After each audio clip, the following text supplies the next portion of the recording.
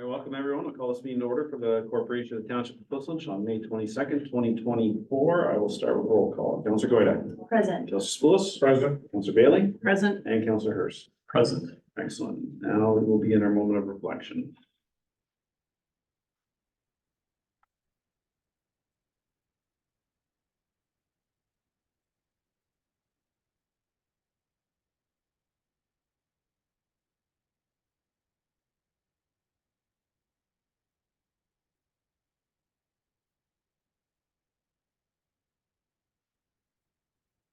Concludes our moment of reflection. So I question the confirmation of the agenda, please. The council approves the May 22nd, 2024 agenda and addendum as circulated, and that council approves the addition to the agenda as follows. Consent item 6.1.4, questions received from council and the corresponding responses provided by staff. So I'm going to move it, please. Councilor Spoulos, Councilor Bailey. Any questions or comments? All in favor? It's carried. Any disclosure of pecuniary interest today? Seeing none, I believe we're going to move into our delegations.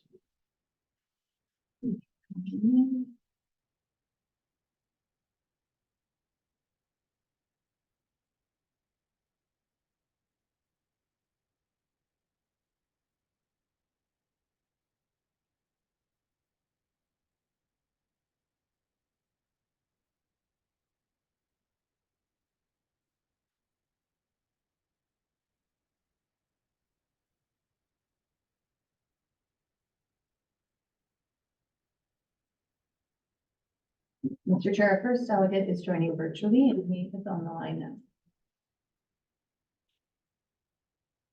Welcome. Is there any way you can turn your camera on? There we go. Hello, Excellent. You, the can you guys hear me? Yes, we can. Okay, perfect. Yeah, so good morning, members of Township Council. My name is Dr. Manan Trivedi. I'm the owner at 32 Brock Road North and the clinic director of Aberfoyle Chiropractic and Wellness.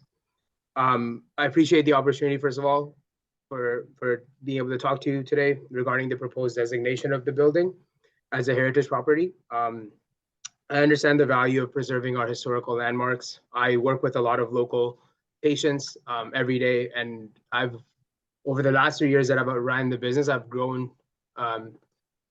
My appreciation for the community has really grown, and so I understand wanting to support its historical structures. But I'm here to request more time and support to ensure that the decision is beneficial to all parties. Some of the points I want to make here, first one being is the financial support for maintaining the building. Maintaining an older building comes with significant financial challenges. As a business owner, I bear the responsibility of ensuring the building remains safe, functional, and aesthetically pleasing. However, this is not an easy task, as I've learned in the last 3 years. Firstly, the costs associated with exterior maintenance are considerable. While Robert Little has done an excellent job with the craftsmanship of the building, it's really hard to find someone that's able to mirror that level of work whenever you want to fix something. Regular upkeep of the facade to prevent deterioration is key, but it can also get really expensive. The old structures in the building require constant attention to keep them energy efficient and preserve the historical aesthetic, which I'm also a very big fan of. Oftentimes involving costly custom restorations rather than simple replacements. These include the bell tower repairs that we've done, the constant basement flooding that we've been dealing with, and then the older windows are very energy inefficient. So I know under the protection, we want to protect the windows, but maybe there's a way we can protect the look of them, but also give me the ability to fix them and make them more energy efficient. Because the older windows are hard to, they constantly keep the building cold. Moreover, the ability to modernize or adapt the building may be necessary if the protected structures are deteriorating. Restrictions imposed by the heritage designation could limit these possibilities of reasonable solutions. There's also an ongoing problem with pest control. Older buildings are much more susceptible to infestations because there's a lot of holes in the cement. And then getting rid of these pests can get quite expensive as well. The old roof is a major concern that we're currently dealing with. It's prone to leaks and other issues. So eventually we're gonna have to get extensive repairs or even replace the roof. So I'm not sure how that goes along with the protection of the heritage property. So these are just some of the financial burdens I wanted to highlight of the age of the building. There's also an impact on the property value. I have a few friends in the real estate business, and they were telling me that like not in the near future, I don't plan to sell the place, but if I ever did, I was in financial need to. Many buyers are turned away from the idea of it being heritage protected due to the obstacles that may pose. When we purchased the property 3 years ago, there was a strong consideration of the non-designated status. And now that that's being changed, I'm not really sure how that's going to impact the value of the property. I'm not saying it's going to go down, but I'm just not sure if it will keep up with the surrounding properties in its increase of value. Gather my notes here. Yeah, so as well, like my father is my business partner. He helped me in purchasing the property. So one of the concern also was that like our financial security for our family was kind of one of the things we're counting on is the increase of the value of that property. And I'm afraid this might impact that negatively more than positively. But I'm actually still unsure. I have to do more research to find out how much it will impact it. And then I must also address the lack of outreach and support that we've had as a historical building from the township prior to this. A community approach is vital to ensure the sustainability and mutual benefit of these structures. Public recognition or awareness and support can help the vitality of small businesses and that operate in these historic buildings. During the open house presentation, there were also 3 different permit processes outlined. Navigating through these to do something simple, such as getting a window fix, will be an additional financial and time-consuming process. So one of the requests I have for you is to maybe waive the fees associated with these permits. I believe the township can play a crucial role in this by providing more proactive support and communication. Financial support such as grants, subsidies, or tax incentives could be immensely helpful in offsetting costs associated with maintaining a heritage building. Finally, I need more time to fully understand the impact of the heritage designation on my business and property.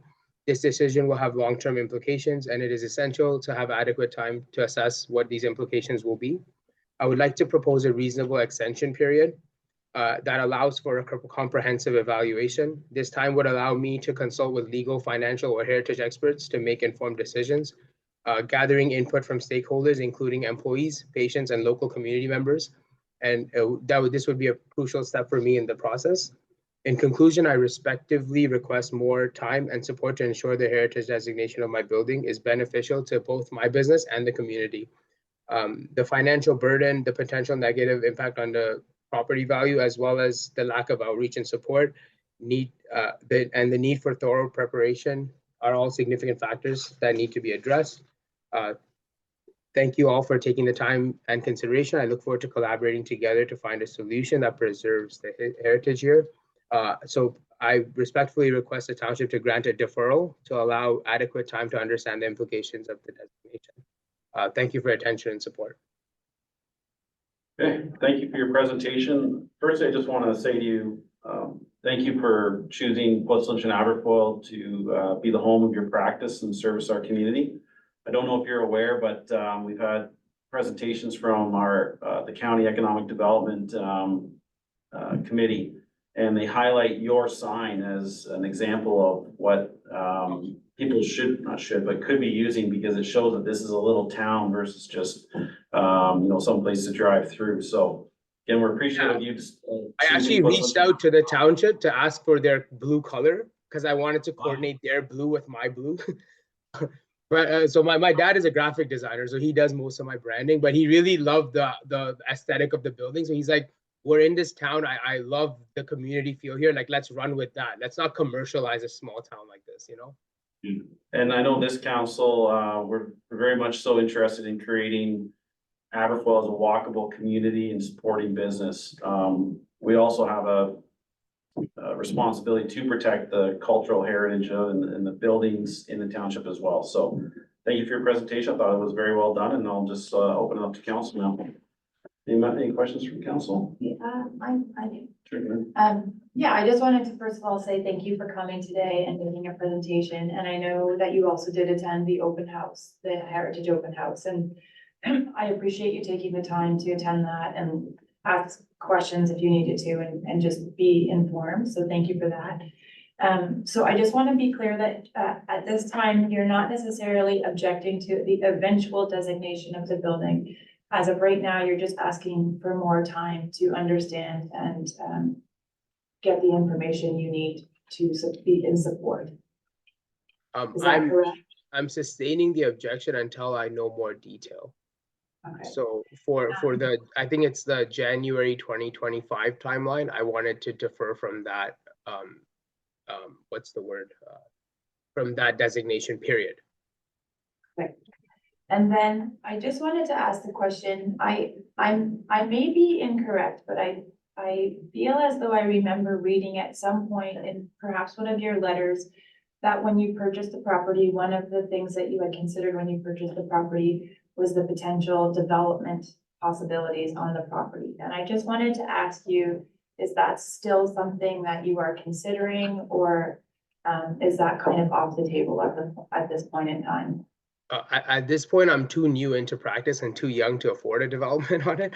But secondly, if I did, I would always expand on, like, I would not take the building away to then, like, I would always expand on. And that was one of the questions I have for you guys as well, was that how much flexibility do I have? Because the back portion is zoned residential, but eventually as my practice grows and we add more services, I would like more space, more parking space, more area for me to grow my practice. So if I did ever develop, the idea was always to develop around the building while using aesthetics. Like, it's a beautiful building. Why take something like that down to build something that looks like Mississauga buildings, you know? Yeah, okay, thank you, that's all my question. Mr. Spose? Yes, thank you for coming to the presentation. The big concern, I think, is demolition. Is that ever on your radar screen to demolish any part of it? At this point, no, but I can't speak to what like 10 years from now holds, right? Okay, so are you willing to sign a letter of intent that you will not demolish any part of the building until 5 years from now when the matter comes up for renewal? Oh, so that would be for a 5-year portion, 5-year time period? That's basically my understanding of the legislature correct me, the next go around will be 2030. So through you, Mr. Chair, there is the ability to designate a property at any point in time, but we are not able to provide interim protection to a property until, if it's been on the register and removed from the register for a period of 5 years. So the intent would be for a 5-year period, you would sign a letter of intent, you would not demolish any part of it. And after 5 years, that would be like reconsidered? Yes.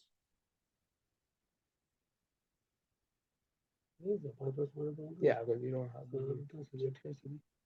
Yeah, so I would be okay with signing that for 5 years.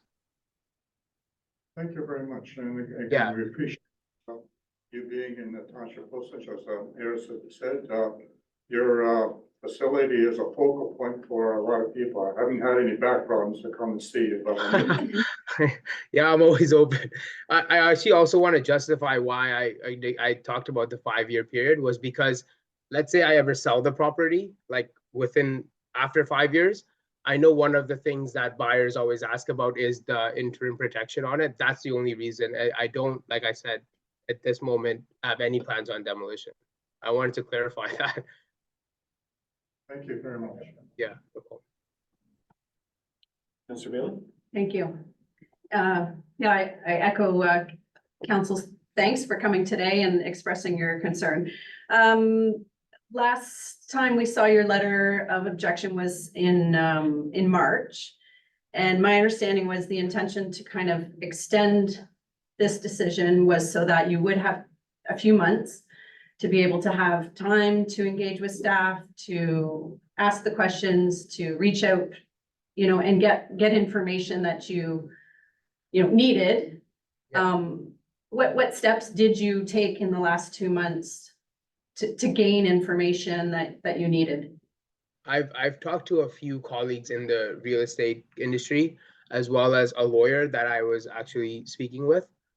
He's the one that recommended that I defer. Like, he wanted to have more time to look into the potential implications of it.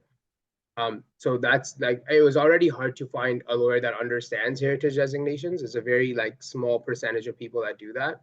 So I went through actually a couple of referrals of doing it. And this was, you have to understand, I also run the practice. So this is, I don't want to say it's not a priority, but it's also something that's kind of happening along with running the practice. So I haven't had much time to read into the implications it has. Mostly just reached out to my professional network to understand what their idea of it is.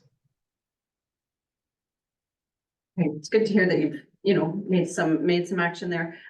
Just one thing you mentioned was the roof concern, but when I look back into the bylaw for your property, the roof is not something that needs Oh, okay. protecting.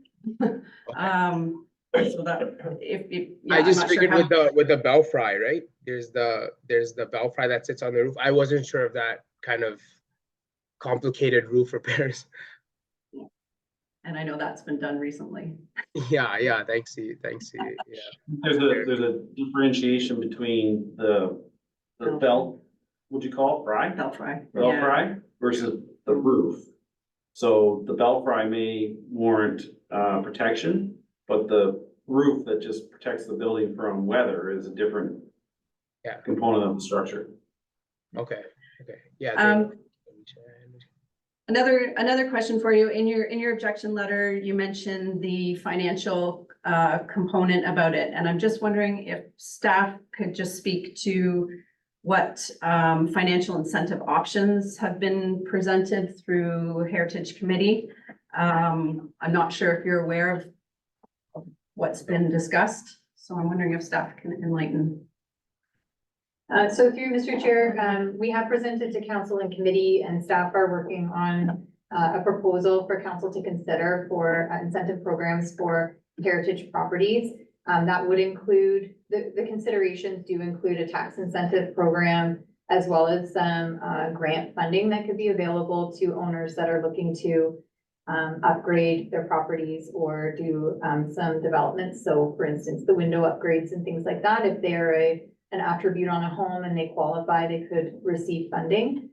So that process is in the works, and staff are hoping to have something in front of council for approval by the end of the year to get that program established.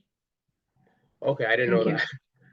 Yeah, and my understanding with some of those options is that the building or the property would need to be designated in order to tap into some of that financial incentive.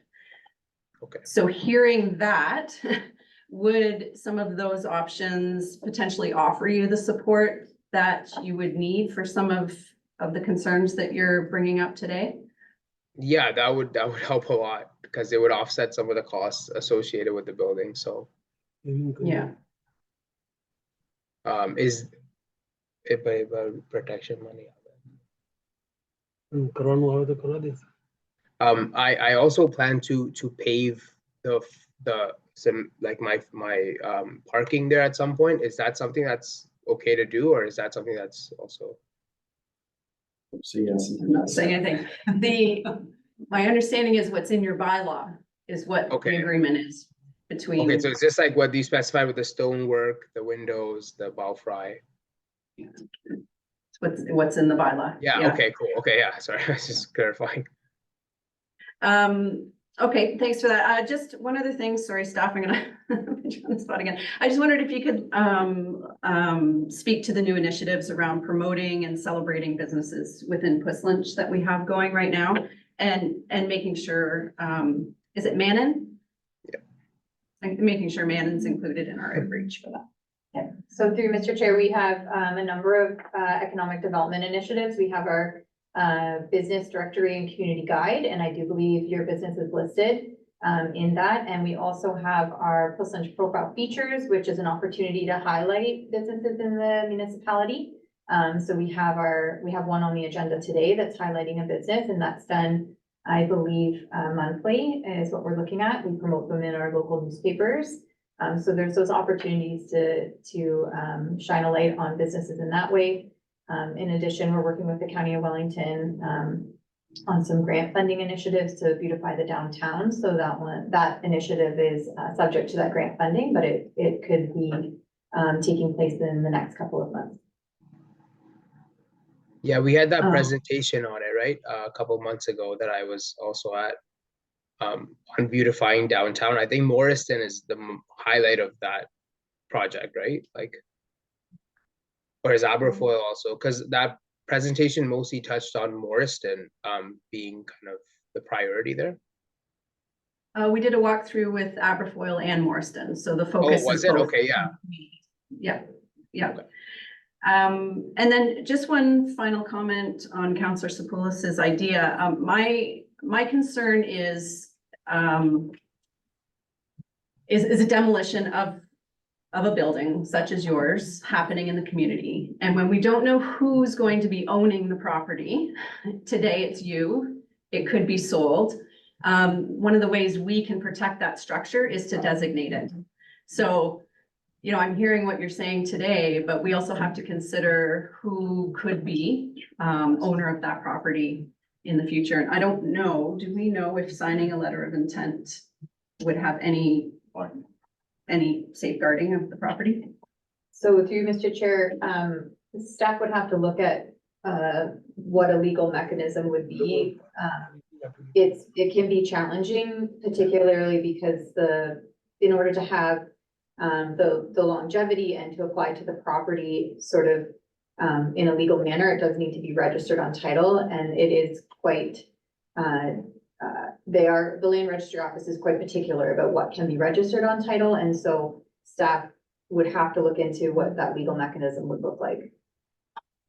I think that's all the questions I have, but again, thanks for being here today. Okay, thank you.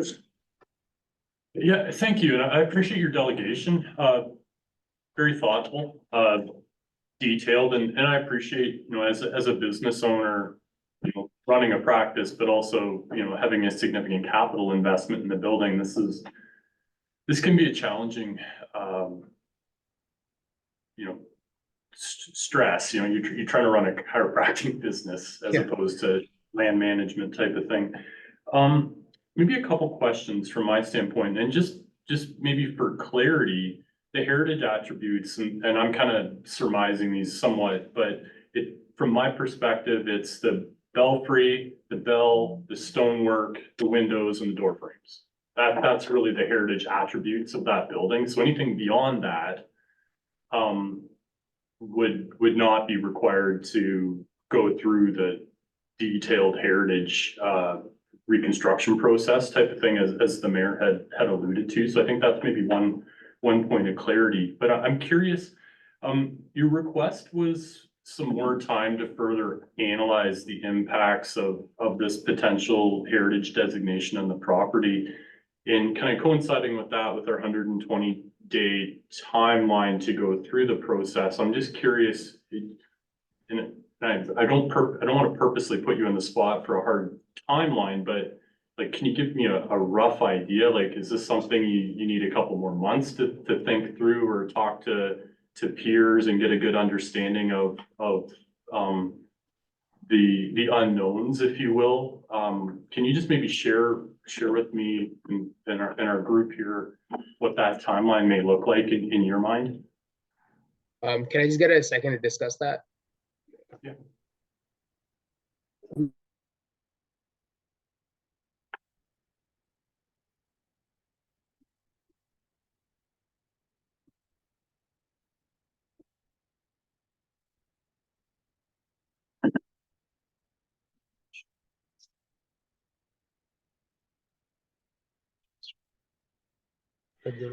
I think the biggest question that I'm looking for an answer for during this timeline is what the chances are for me to have potential for commercial expansion behind the building.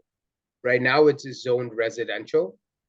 One of the things I would like to try to investigate is it possible for me to change the zoning to a commercial zone so that I can expand because my parking is always short. That's been a concern of ours. So how can I expand my parking and how can I expand my business eventually to that residential portion in the back? And so the timeline that I require is pretty much to answer that question. I would figure that would take me a few months.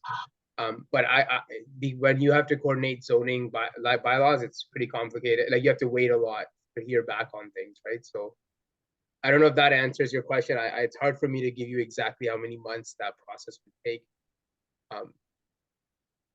And I can appreciate that, and it wasn't my intent to hold you to a certain timeline per se. I think I was just trying to get an understanding of what things you're looking to consider. So maybe a suggestion would be, and again, not maybe my role as a counselor to get involved in this per se, but I'd encourage maybe township staff to have an offline dialogue with you and hopefully walk you through the steps that may help inform a future decision around what a potential zoning change may look like, timelines associated, so on and so forth. Again, not my place to get into the hairy details of that, but I think my sense is if there's a number of questions that you have,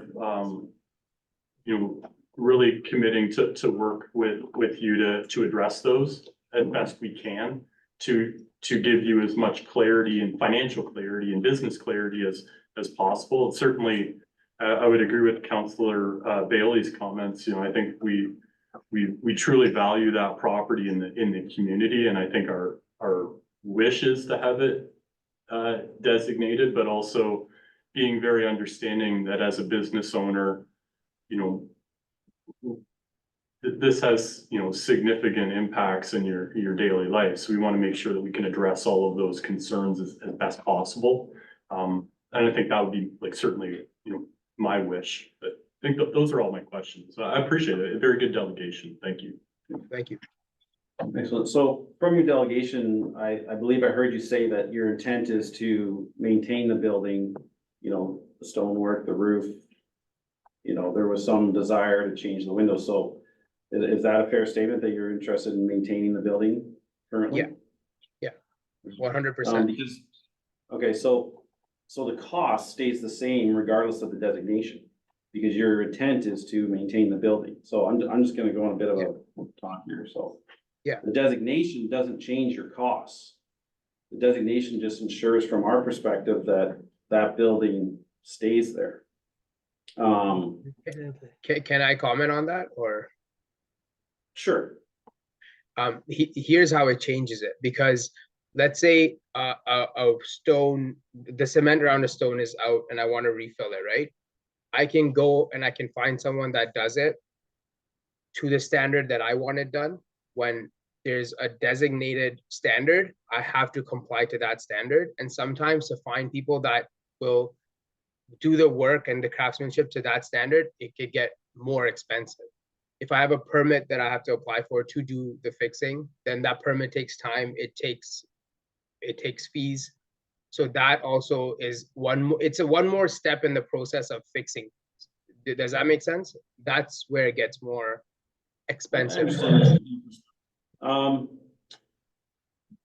Question for staff, and maybe I should know this, but what is the absolute last opportunity, not opportunity, but timeline that we can designate this under the current process? So what I'm trying to figure out is how much time do we have before they have to be delisted? Because I have concerns about the window, because if you mentioned that under current provincial either legislation or policy is that once they're designated and removed from the list, I believe you said we cannot impose protections on it. So what that definition means, does that mean we can't force them to enter into a non-demolition agreement? I don't know. So then we have this window where the property could be sold because a new buyer comes in, the real estate agent is telling you that there's more buyers out there that will buy without the designation. They realize that in 3 years, it's gonna go back into the process. They knock it down. We lose this wonderful gate guardian to Aberfoyle. So what I'm trying to do is find time for these individuals to come work with staff, get concrete answers on what is a characteristic that's being protected, which may have already been provided, but maybe not. Maybe there's been some lost communication. We work through that list and still meet our criteria for this designation. So through you, Mr. Chair, maybe just a couple things. We are in the statutory timelines right now with this process. This is these 3 properties that we're looking at because there was objections that were received. We've sort of extended it to the very last opportunity. So should council decide to either let this notice lapse or make a decision to withdraw their intention to designate either one of those options, which have been outlined in the report later on in the agenda. This process for the property would stop, it would cease for designation. Should council want to designate it later, you would have to restart that process with this property. It's not a staff recommendation to do that. You have already given a notice of intent to designate this property. You proceeded with that. Certainly you can choose not to designate, but it is not recommended to cease the process to restart at a later time. As council is aware, this is, there could be legal proceedings with any designation at the tribunal. With that said, if that is council's intent to not designate the property at this point, there is an opportunity to restart the process. The legislation does allow us to add the properties to the register through a designation, but it does not allow us to provide this property with interim protection for another 5 years. What's the hard date? It's not today. What's the hard date that this is it today? This is our last council meeting. That's not, what's the hard date? That, Do you have the actual, under the statutory timelines, would it be in June or May? because what we could do, now, I recognize you're running your business, but what I'm trying to do is buy you some weeks, possibly, that you can work with staff, and I would be willing to call a meeting, special meeting, it wouldn't take long, to deal with your property specifically. That gives you the time to work through those characteristics, but I just need to know, if it's tomorrow, we're beat, you know, but if we have 2 weeks, then yes, I understand, you know, you're gonna be very busy with your practice and trying to manage this, but at least it gives you that window. While Justine's looking that up, can you speak to if the front portion becomes designated, all the planning components, natural heritage features, all of those things that go along with zoning, is there going to be a hard restriction on commercial expansion if all that other stuff fits? Because my understanding of this heritage designation is we're really looking at what it looks like from the road, maybe the visible side, but there's already a residential component on the back. I'm not saying that you would be successful in getting commercial, because I haven't looked at the file, I don't know the details, but from my high level understanding is the priority is the building up front. If it meets all the rules, it generally shouldn't affect the commercial expansion in the future. So through you, Mr. Chair, the designation designates the entire property. That's just the way the legislation works. But the bylaw identifies the attributes that are significant. So typically, and this is one of the things that we've tried to dispel through some of our public engagement, is typically a designation doesn't prohibit development. It just allows for it to take place in a different way to make sure that those attributes are being protected. So certainly you see properties, both commercial and residential, that have additions and have been able to develop and expand. I will say that the legislation does consider what it describes as prescribed events. So there is a different process if a prescribed event, which is a Planning Act application, is submitted. So if a prescribed event takes place and you have not designated that property, the understanding of the legislation is that the council of the municipality cannot then go in and designate. Let's see where you will find that date. Sorry, I'm just having trouble finding on the fly. Well, we're not gonna make a decision on it until we deal with it later in the report. I would recommend either staying in the gallery virtually, or you can view it later on YouTube. But at this point, I'm just going to move on with the agenda and wait for Justine to find that date for us, and then we'll have a little bit more fulsome discussion around the That's great. property Thank later. you. So, No, I appreciate thanks you guys again. considering my points there. Thank you. Thanks again for coming with the resolution. Go through, Mr. Chair, the resolution is to receive the delegation for information. Okay, move for that, please. Councilor Spillis, Councilor Goyda, all in favor? That's carried. Thank you again. Next delegation. Royal City Science, come on down. That's a throwback. Price is right. Just going by myself? Oh, There's yeah, two chairs. listen, you cannot heckle from the gallery. If you want to engage the council, you have to be sitting up chair. Can't do. What I'm going to do, once you're ready, is I'm gonna ask council to do a quick round of introductions, and then we'll just go this way, and then you two can introduce yourselves. Okay. I'm familiar with you two, but we've had meetings in the past. It's maybe the first time that the council has seen you in person, so. Go ahead. Welcome, I'm Councillor Jessica Gorda. Good morning, I'm Councilor John Spoulos. Good morning. I'm Councilor Bailey. A little more in person. Counselor Russell. Well, just, yeah. Okay, I'm Joanna O'Meara. I'm a physics professor at the University of Guelph, and I'm also the co-founder of Royal City Science. And I'm Orbex. I'm a science communicator from the Department of Physics at the University of Guelph, and I'm also co-founder of Royal City Science. We also have in the gallery, George Stakos, who is a board member of Royal City Science, is our financial guru, and business expert. All right, so we'll just jump right in. Thank you for having us here today. We wanted to, if you could advance the slide for me. We wanted to share with you a project that we've been working on for the last few years. And I'm gonna cut right to the punchline. We want to build a science center for Southwestern Ontario. When you think about all the major issues that are facing us today, things like climate change, pandemics, clean drinking water, feeding 9 billion people, all of those issues require science, technology, engineering, and mathematics, or STEM-based disciplines to be involved in finding the solutions. And we need to be encouraging more of our youth to consider going into careers in the STEM disciplines to help find those solutions for generations to come. The education system today does not really afford a lot of opportunities for open-ended, curiosity-driven, experiential learning that really fosters that curiosity and creativity.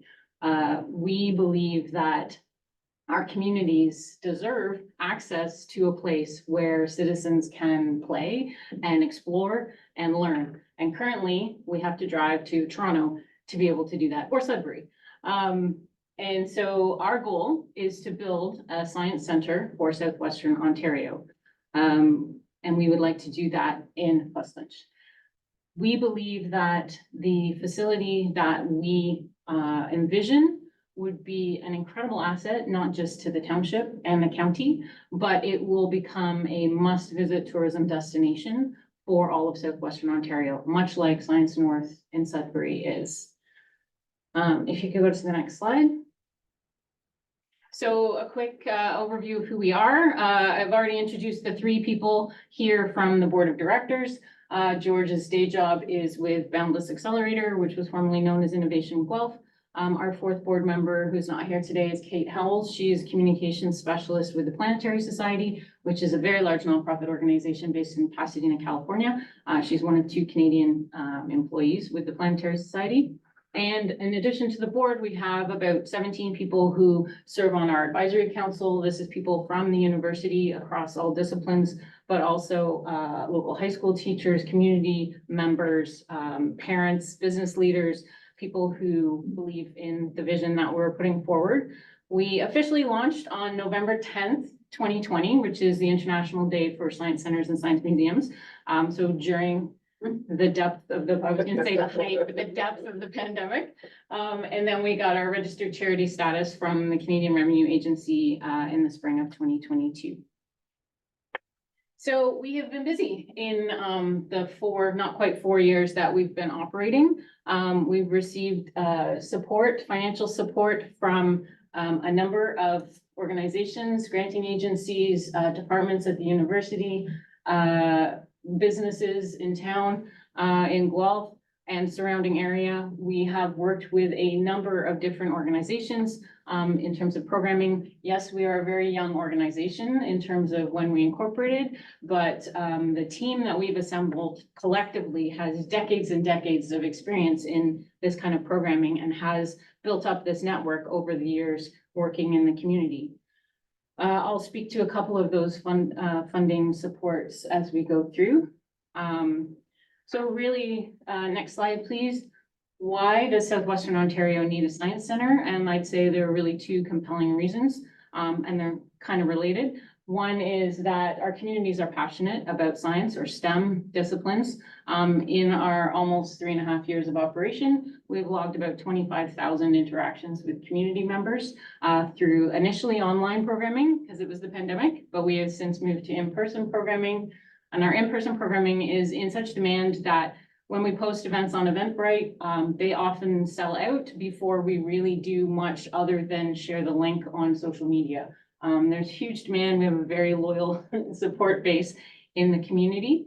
And it's probably coupled to the fact that we are in the very heart of what's known as the Innovation Corridor, that 114-kilometer stretch from downtown Toronto to Waterloo, which is really the headquarters for the Canadian STEM industry. There is demand absolutely for this kind of programming and opportunity for everybody, not just kids, but people of all ages. As you can see by the little photo at the bottom there, that was taken at Brothers Brewing. We do a series called Science on Tap monthly, which are talks in pubs. Typically, we've been lately at Royal City Brewing because they have this fantastic new beer hall with a separate room off to the side. So we have two speakers talking about a theme, and then we have a little silly trivia game at the end. Super fun and again, sell out within days of getting posted on Eventbrite. And we believe West Lynch is ideally situated to be the home for this facility. When you look at geographically where we are, there are over 8 million Ontarians within a 90-minute drive of this location, hugely accessible from the proximity to the 401, which is, as we all know, that massive thoroughfare that takes us all the way from Windsor to Quebec. It is absolutely strategically located to be able to attract tourists from farther afield than Ontario, people visiting from the States, people visiting from overseas, other provinces. There are 3 international airports close by, and there are lots of accommodation and restaurant options that help to make this an attractive tourism destination. And yes, it's 8 million currently, over 8 million currently, but the projections to 2051 are, it's going to be something like 11.5 million in the not too distant future. And yes, we're kind of, you could click advance, we're kind of advancing, we're kind of advocating the build it and they will come philosophy. Thank you. But we have data to show that they actually will come. So we've been running our programming through Eventbrite, and that's great because it tells us where people are coming from when they buy their tickets or make their donation for the event. And to date, approximately 56% of our attendees are coming from the city of Guelph, which is where these events are being hosted currently. 19% are coming from the 416 and 11% are coming from the 905. And that's to events in Guelph where it's still another 20 minutes off the 401 away from here for folks in, say, example, the West End of Toronto. And when you think about it, I mean, there's that joke that Toronto is an hour from Toronto. It kind of is, right? We all know that. And you have folks who live in Mississauga, Oakville, Etobicoke. It is easier to get to Guelph or to get to West Lynch, much easier to get to West Lynch than it is to get to the Ontario Science Centre on the DVP at many times of the day. So we think it is ideally positioned geographically. We also think it is ideally positioned geologically. So if you get the next slide. And that is, as you all know, there are many aggregate sites in your community, and many of them are coming towards the end of life. So we believe that this kind of a facility could be part of an incredible, unique, meaningful after-use plan for one of those sites in the region. For example, I'm showing you a Google Earth image of a site called the Mill Creek Pit. You're probably all somewhat familiar. It is owned by the University of Guelph. It is just south of the 401 at the junction with the Hamlin, Highway 6 North. And the projections from the leasee, which is Dufferin Aggregate, or whatever their parent company is that they will be off the property by approximately 2028. So I will say right now, we have had discussions with the University of Guelph. They have told us that they are not in the position at the moment to make a decision about the future of that site. So they haven't said no, and they haven't said yes. And so we are working towards positioning ourselves to be in the best place possible for when they are prepared to have those discussions about the site. However, if another opportunity presents itself before they want to have those discussions, we're not waiting around for them. So if we could go to the next slide. This is actually a little short video that is narrated, hopefully the sound will come through, is narrated by Kevin Mitchell, who is the Director of Planning at Dufferin. This is some drone footage of the Mill Creek pit that we took last spring. If you could just click one more time. Perfect. Takes a few seconds for the audio to kick in.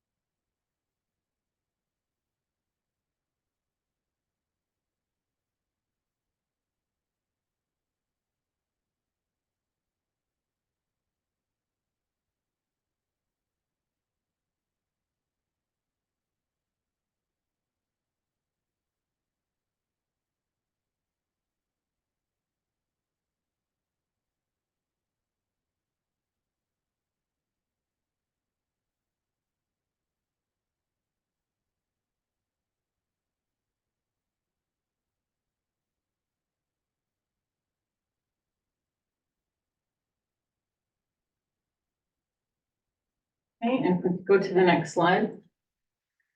So what could be the impact of a facility like this in the region? So the top row of numbers are based on projections taken from local area economic development and tourism reports, recent reports. If we project based on adding an additional 50,000 visitors to the region, which I think is conservative, it would bring 7.7 million of tourism spending, stimulate 4.5 million in economic output, and generate 3 million in wages and earnings. And then the bottom three hexagons there are based on reports from Science North in Sudbury and the impact that Science North has had to the greater Sudbury area economy. And that is 19 million in GDP annually, provincially, 13 million in labor income, and 8.5 million in additional tax revenues at all levels. And that's taking into account the capital investments as well as the operating expenditures and tourism generation. So we are not waiting around. We are excited about this idea and we are charging ahead. So we have engaged with award-winning architects based in Toronto, Vancouver, and Dubai, an organization called Zaz Architects. And they have, this is hot off the presses. We met with them last week. These are some preliminary renderings of the exterior of what we are envisioning of a facility. This is actually phases 1 and phase 2. If you could just click one more time, Courtney, we'll run the video.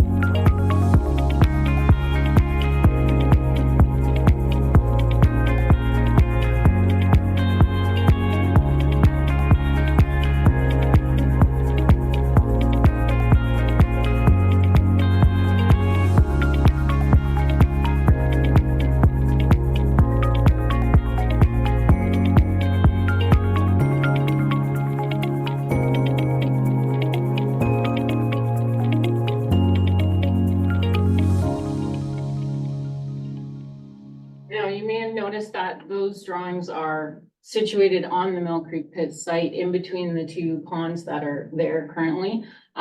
This is not our property, and Zaz is aware of that, and they have designed this knowing that this is site agnostic. It would be great if that is the final home, but it is not necessarily tied to that land. And really, if we could go to the next slide, a key part for us is the design philosophy has key elements. First of all, you may recognize that image, that's Falling Waters, the house designed by Frank Lloyd Wright. That is the quintessential example of organic architecture, the harmonious union of art and nature. And our key elements for our design philosophy are first and foremost, being in adherence as much as possible to UN 17 goals for sustainable development, looking at a net zero whole life carbon approach, which means that we're taking into account emissions from energy usage during operation, as well as the carbon that's in part of the building construction from the beginning. Zaz are world leaders in this realm. They're currently working on the new headquarters for the Toronto Regional Conservation Authority in Toronto, which is a phenomenal building. They walked us through there a couple of months ago. It's mass timber construction. It's super high tech in terms of its environmental controls. Just a phenomenal building. And so that's a key element. And then the other part of it is we absolutely want to make sure we're going to get the most bang for our buck. And everything that we're thinking about in terms of the floor plan and the layout is to be as multi-purpose, multifunctional as possible. So in the floor plan for phase one, we have included a theater space. If we could just advance one, Courtney. This is a photo of a theater that Zaz has built in Parry Sound as part of the Bobby Orr, I think, community center. So it's a performing arts space that is highly configurable. It can have the audience on the floor with the stage at one end, as you see there. It can have the stage at the other end. It can have the stage in the middle, and it has people around the sides as well. This is a 475 seat. Our sketches, our planning is for a capacity of about 200. The other plan is to have event space within that is multi-purpose. So the lobby area, which looks out through that full glass wall onto water, including that, and the cafe would be about 300 people. So you could have, conferences, you could have galas, you could have weddings, all kinds of different events. Depending on the site, we would love to make sure that there are opportunities for lots of outdoor experiences, outdoor learning, so hiking trails, and that. Orbex may or may not want a submarine, but that's a discussion for another day. And in phase two, the plan is to add an IMAX theater as well. And throughout, as I said, showcasing that sustainable design, that would be a key part of the experience for the visitors, is to understand the sustainable design elements of the building itself, of its operation.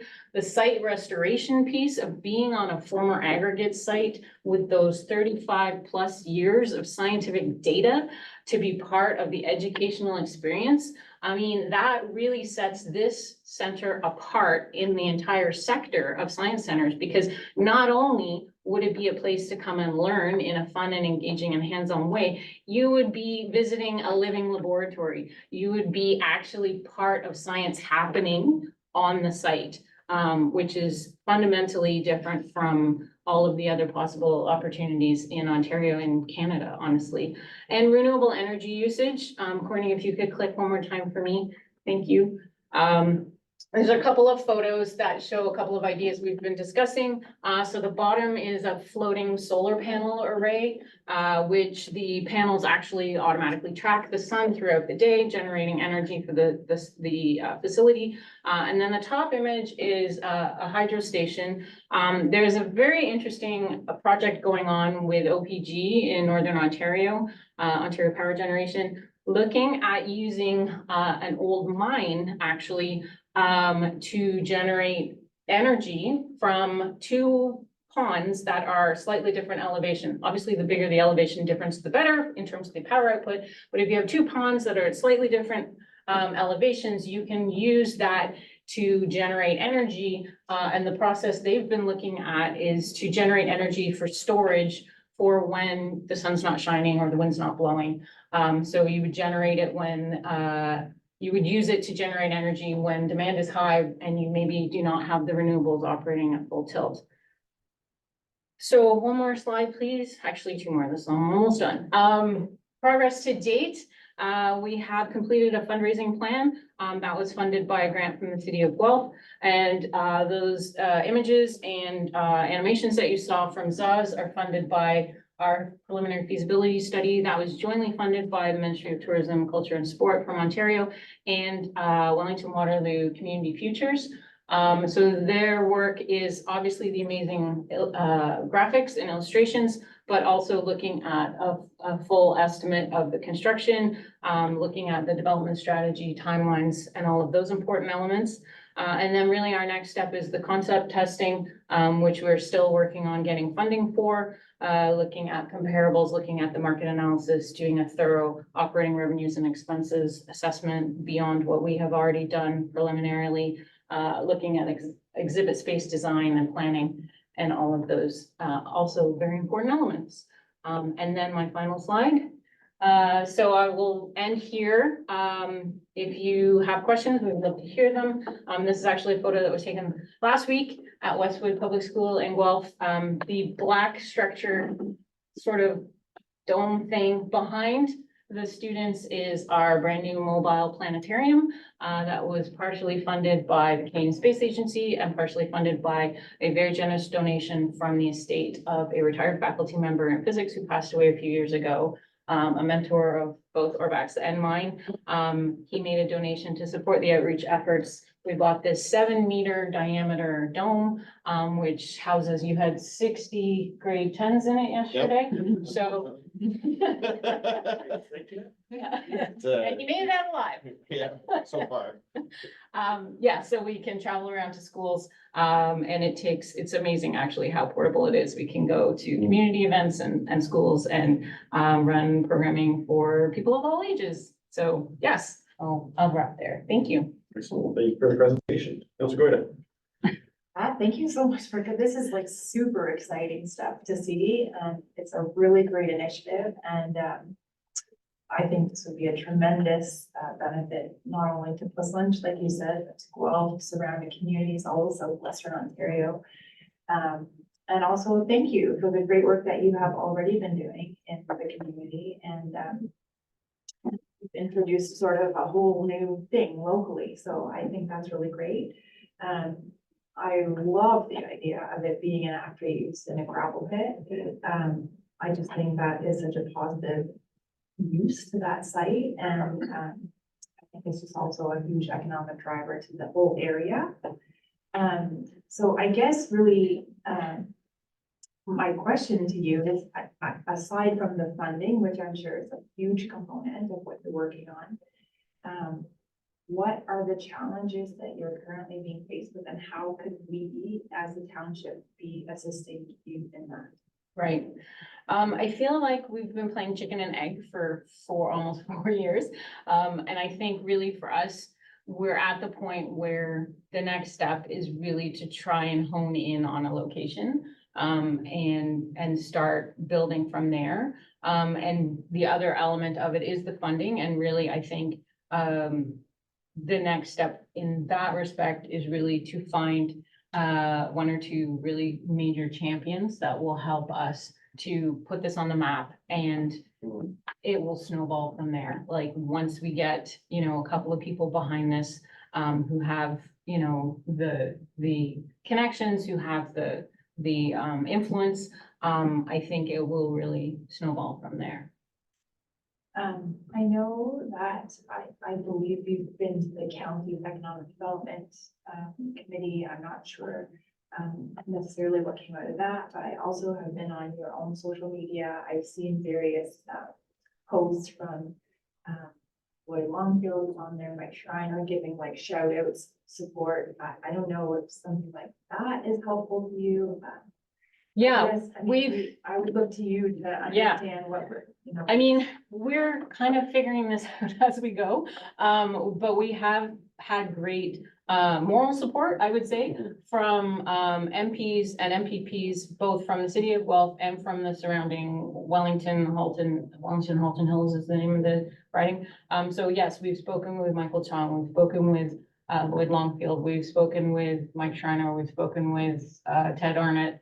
Actually, Ted hosted us in the speakers boardroom where we had the opportunity to talk to the Minister of Tourism, blanking on his name now, something Lumsden, Minister Lumsden, and we also met with the Minister of Agriculture with Ted. There is, no one's ever said that this is a bad idea. And so, yeah, if people can help us in figuring out the most efficient next steps, that would be absolutely wonderful. So I'll just interject. What you need is for the University of Guelph just simply to say, yes, you can have that science center at that property once Dufferin has completed. Yeah. That's all you're asking for. Because mean- then you know, That would be amazing. so that's the ask in my mind today. That would be amazing. And, yeah, for sure. Yeah, that was a very exciting project. Really hope we can get the University of Guelph to see your way. Like, what are their stumbling blocks? Like, I would think being a university, a learning institution, to jump at something like this. I just thought in my mind that I got a left side of the brain, the right side of the brain, and didn't know seem to want to work together. Yeah, so our understanding from discussions with the executive team is we presented to them a couple of times now. And every time we talk with everyone, at the executive level, they are enthusiastic, they're excited, they're, happy grateful for all of the outreach we are already doing, within the community. But they, just have said, multiple times that they're not ready to talk about the future of this property, and trying to push them to get any sense of timeline of when they might be ready to talk about the future of this property has thus far been unsuccessful. I would hate to see us lose that because of the University of Guelph not being farsighted enough. Your funding model, does that include, I understand it's a not-for-profit, does that include, say, some compensation for renting, say, the gravel pit from the USG? Does that include that? It would very much depend on where we ended up, but yes, in the business model that we have preliminary to work through, we have looked to our two comparables, which are the Ontario Science Center and Science North, in terms of their budget model. Both of those institutions are partially funded by the province. And so we would hope that if we were successful in convincing the community that this was going to go ahead, that we would look to get some support from the province as well for this operation. Yeah, that is definitely part of the revenue side of the stream. Certainly, it's something we should try to latch on ourselves here. I don't know how to go about it. Perhaps we start doing joint presentations to the province and the feds. Perhaps They're not the problem. well, they're Sorry. not the problem, but they hold a lot of purse strings that they give to the. An idea. We'll get to it. Okay, that's great. Thank you very much. Hope I can see you in the time. Councilor Bailey. Good. Yeah, thank you so much for coming today. This is very exciting. I still remember going to Science North when I was 18, and loving that. Yeah, I think it's great that it's huge climate focus. I think you're bang on with, needing hands-on experience, and let's bring this, concern tangible, somehow tangibly. I love the, I was gonna ask about solar, so I like that solar Yep. proposal there. That's really neat. I guess I have a question for staff. How would the zoning work for a pit? And is that something we can kind of behind the scenes be helping at the ready, saying, you know, from a local municipality or zoning, you know, I don't know, is in place or through the county? How does that work with an aggregate pit? Yeah, so through Mr. Chair, when the license is surrendered, the extractive zoning would be sort of peeled back from the property and it would revert to agricultural or natural environment, whatever zone is applicable on the particular land. But it would be like any other property, it would go through a Planning Act application to permit the new use. And we would be working closely with the Royal City Science on that, which would, on whatever property is suitable. And who gets rid of the extractive use? Is that Dufferin or is it the university? Like, where does that? So through Mr. Chair, when the license is surrendered, the ministry would, By Dufferin. so the MNRF, yeah. UG holds the license. Right, Dufferin is a leasee on the land. So if the UG surrenders the license, I didn't say when. We have not. So are there any incentives that that anyone can provide the university for helping them get rid of that extractive license? That's not, sorry to interrupt, Councilor Beal, that's not the holdup. Because within inside the aggregate license, they probably have more freedoms of use. They could go to MNRF and get an amendment to the license and permit it. The holdup is committing to allowing this to happen there. Then there's challenge, there's challenges. If the license is surrendered, then zoning comes into, doesn't fit the provincial policy statement. It's not inside the green belt, which is better. But that's gonna be a lot of hurdles to get over, not that we can't get over them, they're gonna be challenging. But the number one holdup is getting a private entity, not a public entity, but a private landowner to say, yes, we will allow you to at least look at putting it there. Yeah, some housing it'll go through. Anyway, thanks so much. I think that's. Councilor Hurst. Yeah, thank you. Really inspiring. You know, my kids are 6 and 9, right? So they're in the wheelhouse of what you guys are focusing on. So this makes me excited, but as a parent, to go through that. 3 quick comments, and I'll let the mayor speak a bit more detail on this, but I love the unique location.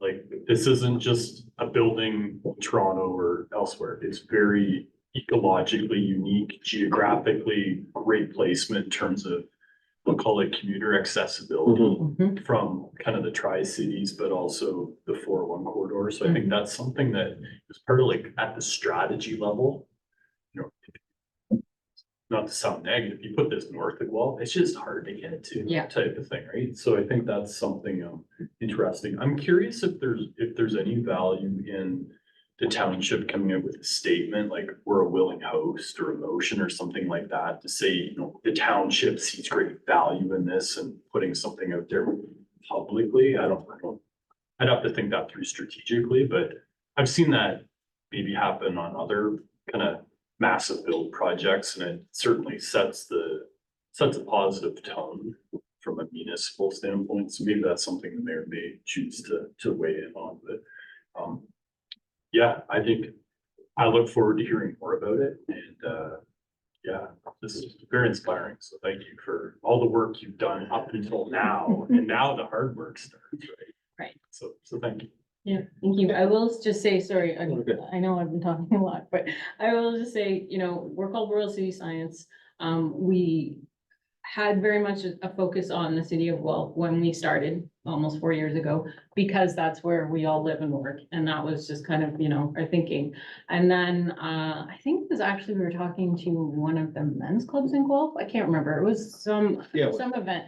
And someone came up to us at the end and said, you know, have you thought about West Lynch and all of these gravel pits and what's gonna happen with them? And it was like a light bulb went off. And it's truly, I think, is, such a great opportunity, both, as you said, the accessibility, being close to the 401 and the rehabilitation, like I said, it becomes a living laboratory. You're not just going to a science center in downtown Toronto or on the lake in Toronto if it gets moved. You're going to an experiment. You're witnessing the science involved in the rehabilitation, rewilding of that site. And it becomes, gold standard for what could happen to these locations once aggregate is finished extracting from there. What I find to be very exciting for me is that the science center is places you go to experience science, the hands-on, the curiosity, not all of our young people, none of our older people learn in a classroom. And this gives an opportunity to show that science isn't just closed off to just being, up on a hill in an old building somewhere. This is something we can all experience, at least have fun and enjoy and support those young scientists in our lives moving forward. But science centers aren't necessarily places where science happens. It's where we go to observe science and to see it. And to have an opportunity to have a place like a reclaimed pit where you have decades of research and records that go back means suddenly that we can take students and put them into an experiential learning situations where they can champion their own projects based on environmental science history that goes back decades. And you don't have the other science centers don't do that. This is an opportunity to fuse those two things together and actually take place in not just sparking an interest in science, but also educating and furthering education. Right. And, that's a really unique opportunity besides the great optics of taking over or reclaiming a pit. And while these images are focused on that one in particular, it's site agnostic to that. I think any quarry could do the same thing if we run into significant roadblocks at this one. There's also other universities out there. They might be interested in backing it as well. We're not too far away from McMaster. Change your name.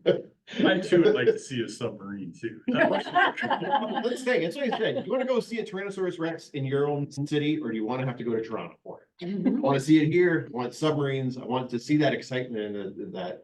And because you have this small window where science is magic to young people, and they look at it and it has that excitement and that future. And then at some point, so many of our young students get turned off to it, mostly just because they hit a brick wall somewhere where they can't get their understanding past this. And science centers are a place where you can take away that brick wall, where they can see all these other things that, well, maybe I'm not great at math, but there's this whole other world of biology out there. Or maybe I'm not great at biology, but there's this whole world of space exploration. And with all that stuff exposed to them at the same time, you can keep that magic going. And I personally, I think based on the last few years we've had, more critical thinking in our population is not a bad thing. So even just inspiring that is, but I mean, clearly it's a good idea. And I mean, I wouldn't call us heroes, but you were right to say that.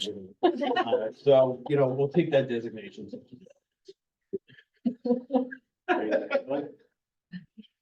Back to Joanne. So 100% support of this. I feel we need to have a conversation. A lot of the council's hearing most of this for the first time or just heard tidbits through the AgDev agendas and things like that. But from what I'm hearing, it's supported here. You have some major challenges down there. That large a facility is going to need a massive septic system. We need to, I'd hate to champion for this and whether we're putting massive pressure on the U of G and then all of a sudden we go, oh, it won't work there. Right. So Right. we need to Right. look at the servicing of it. The zoning is going to be challenging, but I feel if there were to be an exception made for something, I feel this is the fit to do it. It's good for the community for all those reasons. So I speak more in terms. Your power idea of the different lakes, don't mess up our Mill Creek. They've got no, 30 years of protecting that thing, so absolutely. that's a priority. yes. But I think it's a great idea, but the creek is a priority. And I will say, sorry, just to interject, the height differential of the two ponds currently is not very big. So this would not be a major power generation system. It would be more the learning aspect of it, the educational aspect of it. This is what's possible. This is how hydro works. and we envision like you walk into the lobby and there's this huge interactive of right now, so many watts are being generated by the solar panels. This is coming from the hydro. This is coming from the turbine. Step over here into our giant human-sized hamster wheel and see how many watts you can generate. So it would be really part of that. It's not gonna power the entire township. Well, I By don't any care stretch what of the imagination. Yeah. Yes, absolutely.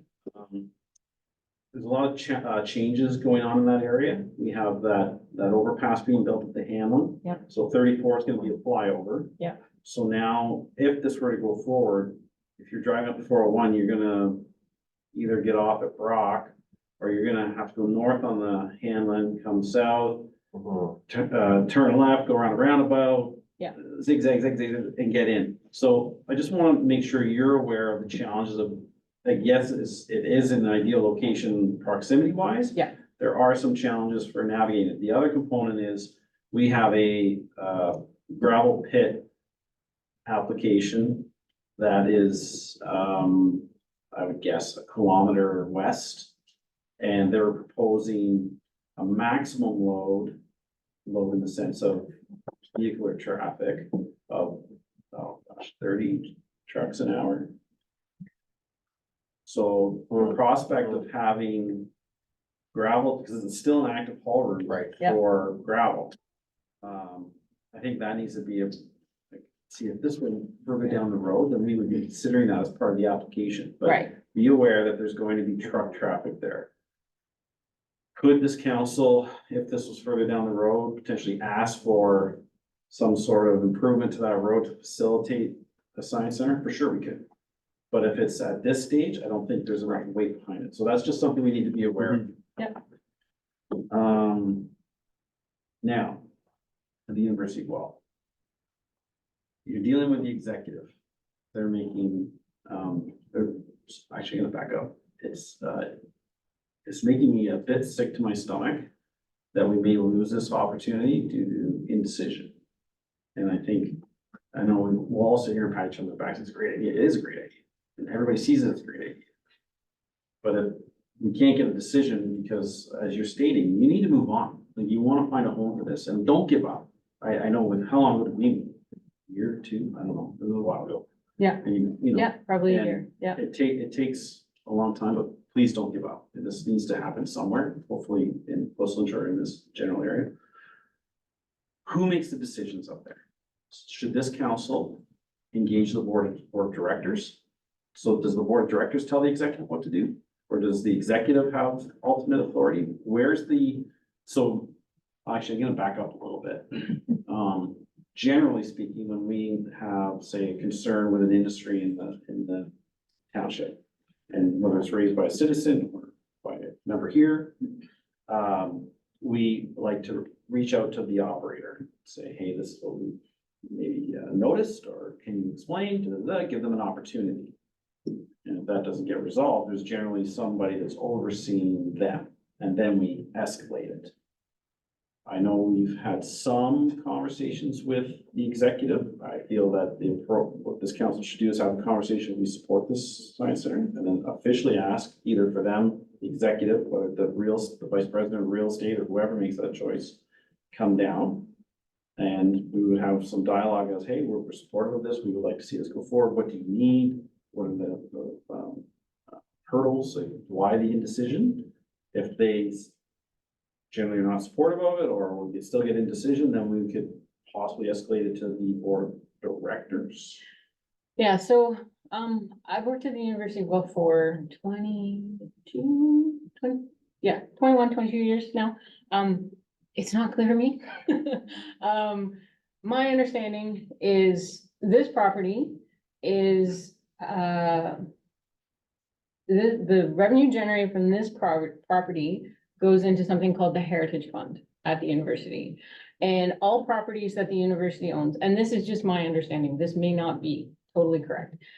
But all of the properties that the university owns, that they have kind of themselves designated as being under this heading of the Heritage Fund.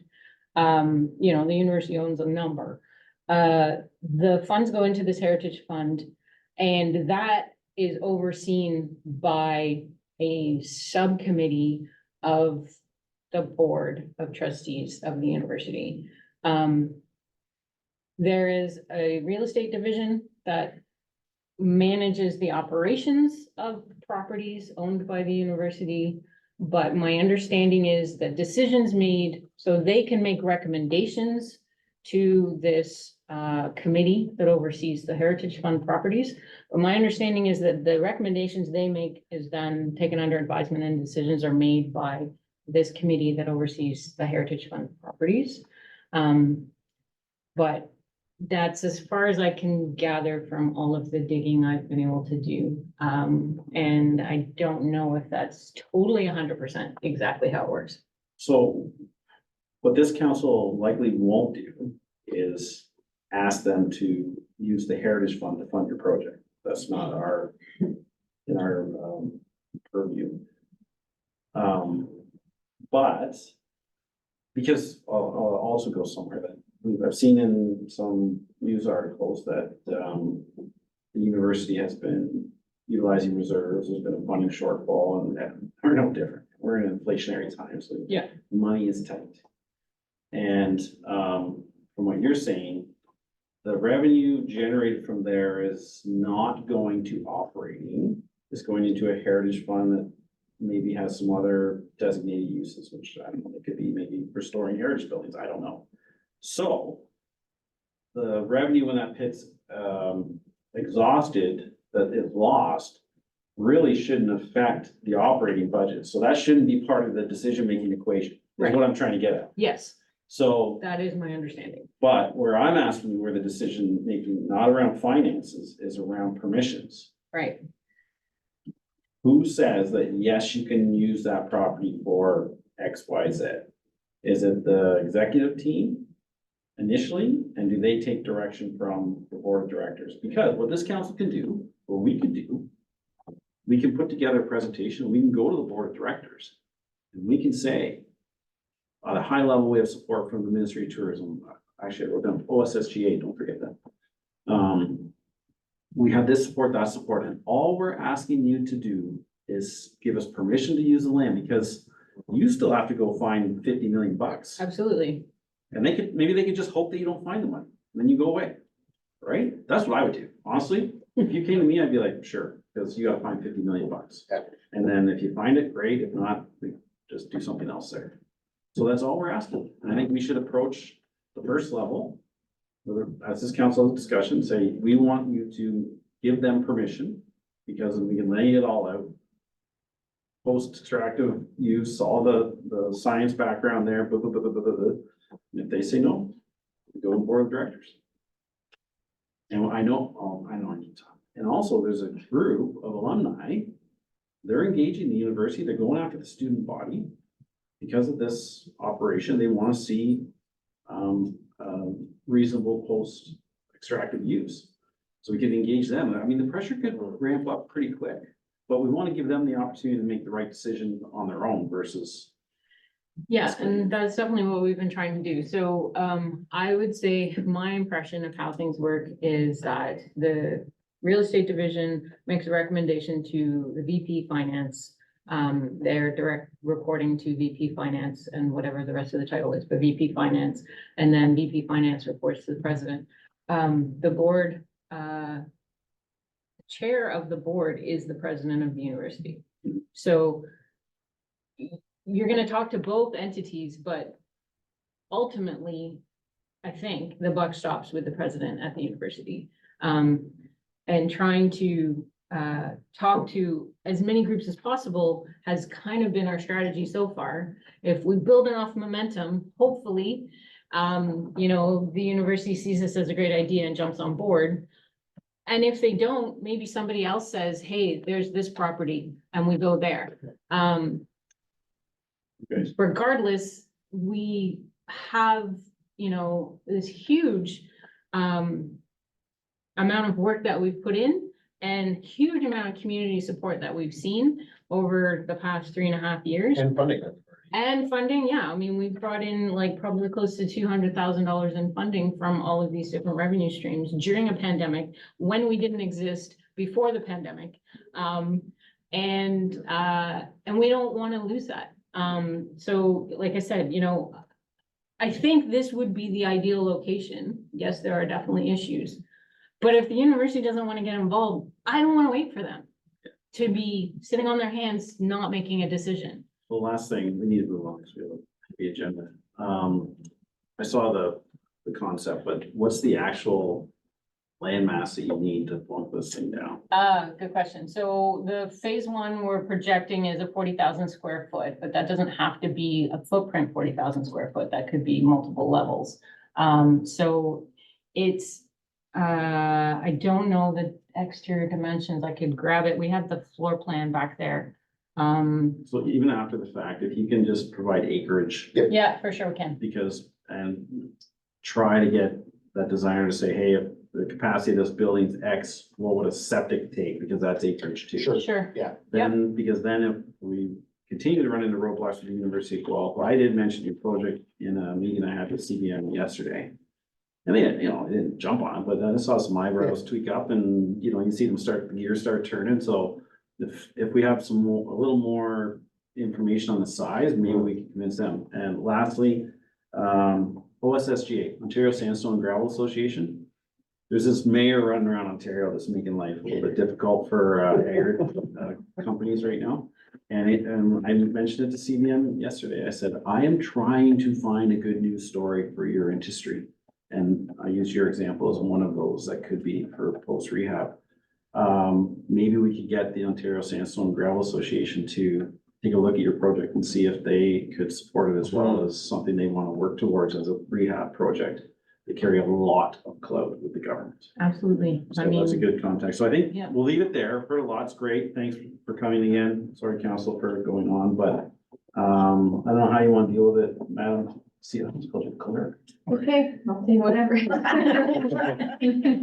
I just ask one thing? So you want acreage requirements for the footprint of the building and you want septic requirements of best guess For the services. for the services? Yeah, Okay. because, I mean, I'm not a planner, but the septic would be big. So Okay. we just need to know that, because then we can narrow down what sites still have Yeah, enough land absolutely. left. Yeah. Okay. Just be very helpful. So first, I think we need to have a discussion at council. If they want to support at some point. Like, when do you want to do that? Like now or? Through Mr. Chair, it might be a good time to discuss what our outreach to the University of Guelph should be, whether that's in the form of a letter of support for this project, if we want to maybe advocate for a timeline for Royal City Science as well, just. So why don't we receive this for information, and then council, you're willing, we'll just have a quick conversation about, I have an idea, maybe we just ask the president for a meeting with the CAO and myself first. It's kind of tough putting the president or the executive on the hot seat on YouTube. Yeah. We can have those conversations and see if we can get some momentum behind it. And then I don't want this to stoop. Yeah. We'll get this moving, so. Yeah. So anyways, I got a resolution to receive the delegation for information. Can I move in a seconder, please? Councillor Hurst, Mr. Goyda, all in favor? Thank you. Okay, yeah, so let's just have a quick conversation about next steps. And I'm thinking, ask the president for a meeting with the CAO and myself Yeah. to discuss Royal City Science proposal. And then we can either, so first off, just go around the table. I hate to put you on the spot, but generally, are you supportive of this project in the township from what you've seen today? I think that's, Yeah, absolutely, sure. I suppose. Yeah, I'm very supportive. I'd like to also suggest that staff consider putting some money in our upcoming budget to support this endeavor. It might be things like looking at a road study to see how we can best accommodate that. But I think we should put some skin in the game, so to speak, rather than doing paperwork. But I think something like that would be beneficial to think about what we can do, where we can help. We certainly know the issues surrounding all the gravel pits. Perhaps we can look at something on a road network, something like that. There might be some other ideas. The other thing too is, Mr. Mayor, is we usually ask for individuals or groups to come forward and ask for grant funding. Wondering if this might be an opportunity to say they're welcome to come too, just simply because of they're an opportunity for us to put something in.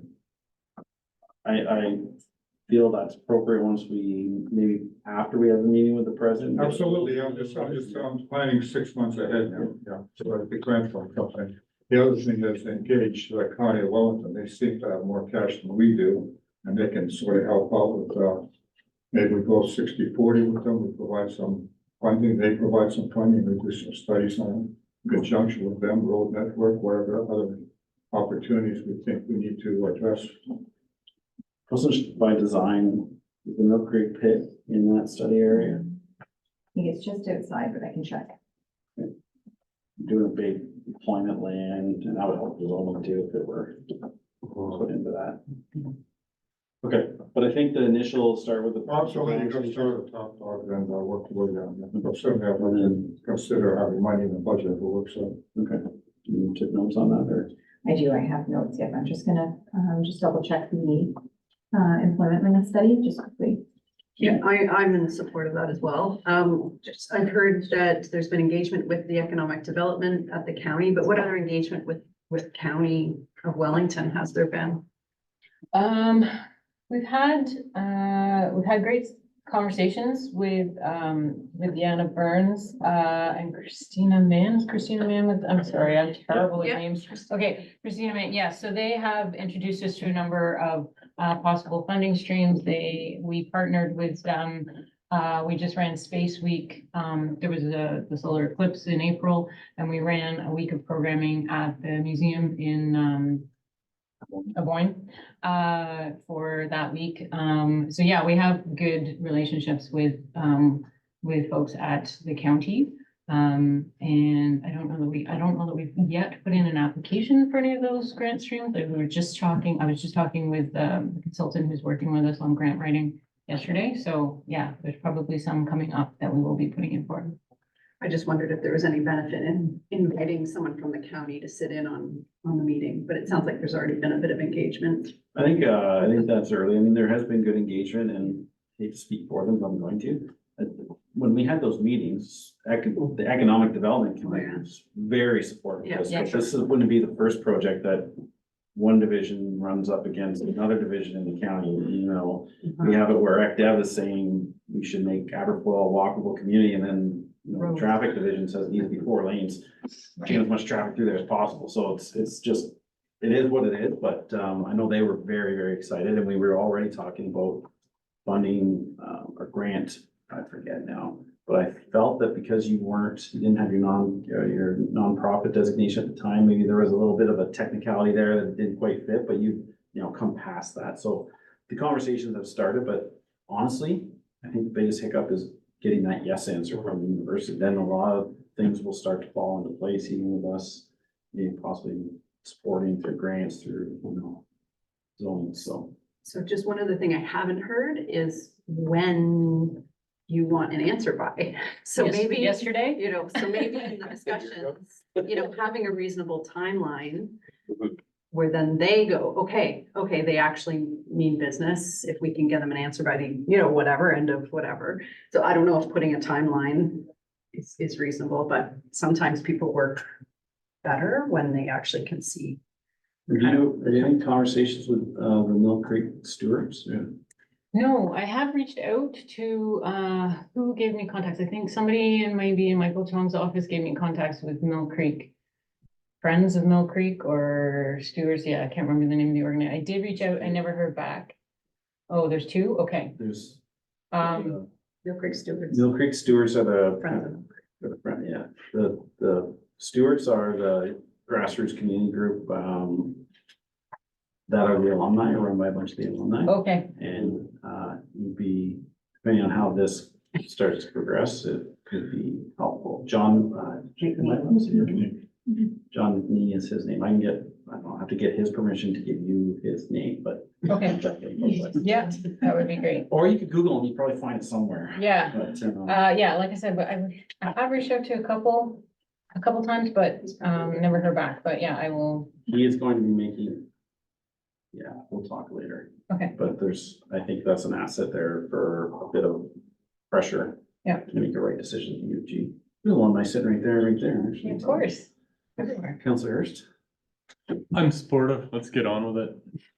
Yeah. That Okay, so Yep, I have a motion, draft motion prepared. So whereas the Township of Portland Council is supportive of the Royal City Science proposal for a local science center in the Township of Portland, the council directs staff to send a letter to the University of Guelph president outlining the township's support and the ideal location being the Mill Creek Pit as the preferred after use. And the council requests that a meeting take place between the University of Guelph president, Mayor Sealy, and the township CAO to discuss next steps, including a timeline for when the university will be in a position to make a decision on the after use of the Mill Creek Pit. And further, that council directs staff to include discussions regarding grant funding possibilities for this project in the upcoming township budget cycle. see how good she is? Sounds amazing. Nailed it. I don't get to vote though, do I? You're not even supposed to be talking right now. Can I get a mover for that, please? Councilor Willis, Councilor Bailey, any last comments for that? Well, just for grant funding, but also we put some money in ourselves to facilitate any studies we think we need. As part of the budget discussions. As part of budget discussions, yes, yes. And to just say, discuss the budget.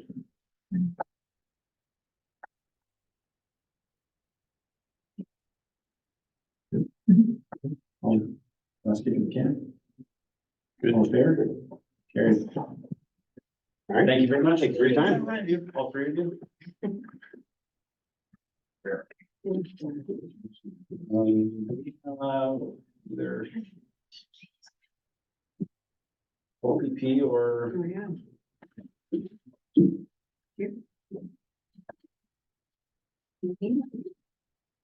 They can be virtually. Okay, coming first. Well, grandma tracking. Jeff, big Jeff's online. No. Okay. Let's do the heritage designation then. Maybe that conversation, or is that gonna screw everything up? Order? So, Do you want to take a 5-minute break just in Yes. case we can get the gravel extraction? yes, That's good online? yes, that'd be great. Okay.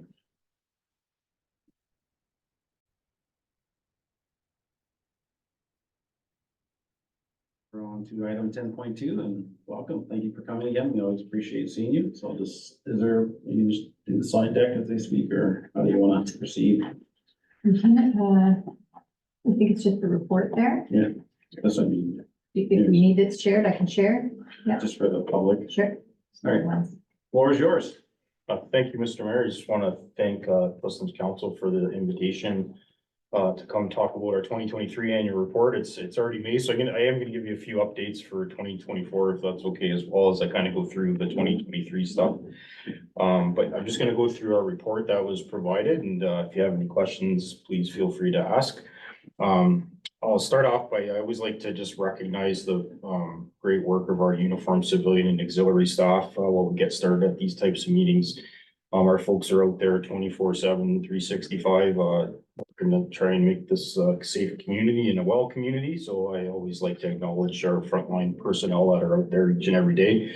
They're the ones that are coming to help when someone calls the police. It's our frontline staff that do that, and of course, with the support of our administrative and civilian staff, supporting that in the background. And I'll talk about our auxiliary program a little later in the report here. I do need to start on a bit of a side note. We did have 18 fatal motor vehicle collisions last year, which one is too many. So that was a tragedy on all those occasions. We'll talk more about traffic a little bit later. I don't want to jinx it, but we're trending a little lower this year. We've had 5 so far. Again, one is too many, don't get me wrong. But we are trending a little bit lower this year, and hopefully that carries on throughout the rest of the year. Sort of the governance piece, the new Community Safety and Policing Act started April 1st of this year. So we're now called the Wellington County OPP Detachment Board. It's the new title. Is the new title. The term Police Services Board is no longer in use, and that it's now called what I just said. That's across the province. That's because of the new act. So we're still navigating the governance piece and the new nuances of the new legislation, but that is in force as of April the 1st. I don't know, do you want to have a comment on? Yeah, just basically, it's a whole new set of legislation that it's changed the makeup of the board. We used to have two provincial appointees, now we have one who is still not announced. Hopefully soon. So the new makeup is now two members of Wellington County Council, plus the warden de facto, one appointee by Wellington County Council, and then one provincial appointee. And then on the Wellington County Council side, one is chosen to be the representative back to county council. So even though there's two county council members sitting on it, only one is reporting back to county council, and that's done biannually when we do all our committee chairs. Not that that individual is necessarily the chair of the board. That position is actually elected annually by the board itself. So county council does not appoint the chair of that board. It's self-elected within the board. So, and other than that, there's, you know, a few nuances that we're trying to figure out. But beyond that, it's kind of business as usual, just a new name and a slightly different board makeup. So Didn't they change the eligibility for members to sit on the board as well? they did. So if you are a retired police officer within that service area, you're not allowed to serve. So we had two provincial appointees who were both retired OPP officers. They were not eligible for reappointment. But if we had, say, a City of Guelph OPP officer City of Guelph police officer, not OPP, Right. that was interested, they could sit on it. Right? So it's, It did cause some change. There was some change over there. There was a bit of change, but, and that's the governance piece, and yeah, in a nutshell. Chair Campbell and I will be attending the Ontario Association of Police Service Boards It's annual general meeting 2 weeks from now. 2 weeks from now, so it should be very interesting, obviously, because there'll be a lot to talk about with the new legislation. Okay, thank you for that. Back to my report.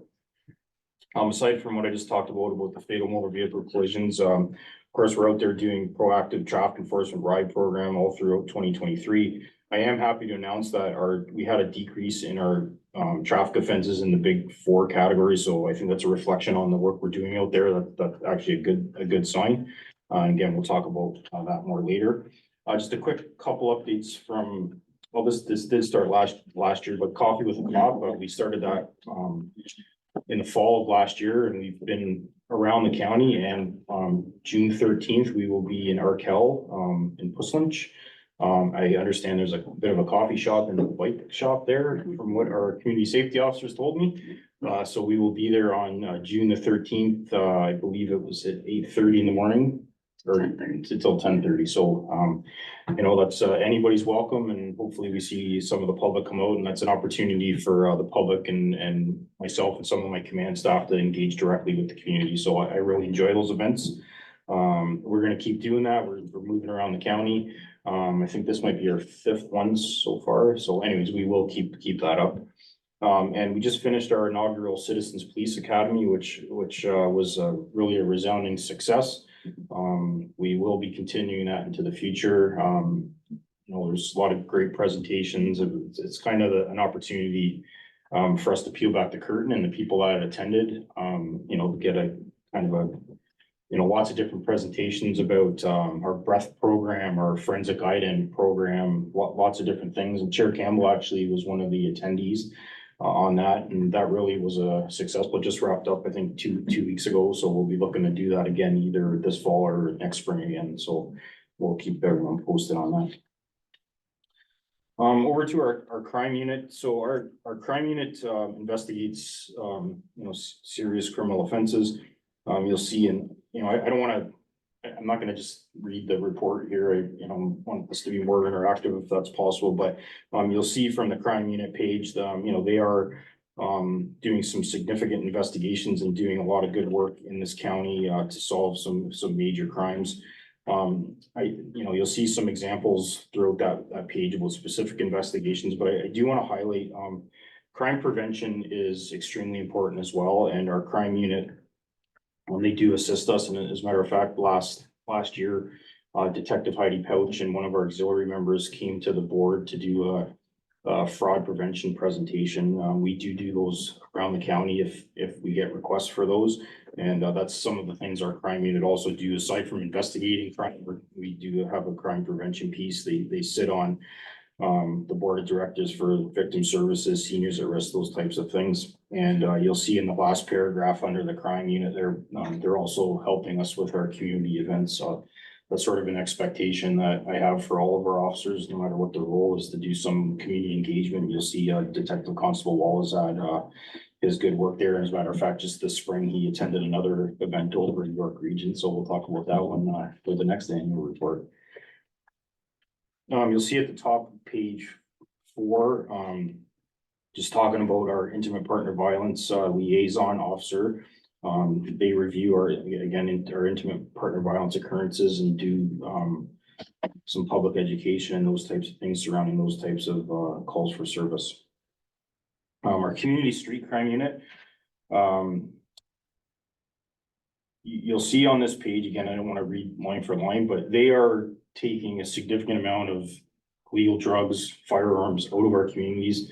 This has a direct impact on our safety of our communities and our citizens, so they are doing a phenomenal job at what they do. I do want to highlight one occurrence on page 5 because, again, our frontline officers do the bulk of the work, of course, right? So you'll see an example on page 5 on how our frontline unit and our specialty units can work together. So example I want to highlight is in last August, our street crime unit assisted with an impaired by drug driving event. So our front line found a driver that was passed out behind the wheel of their motor vehicle while it was still in gear.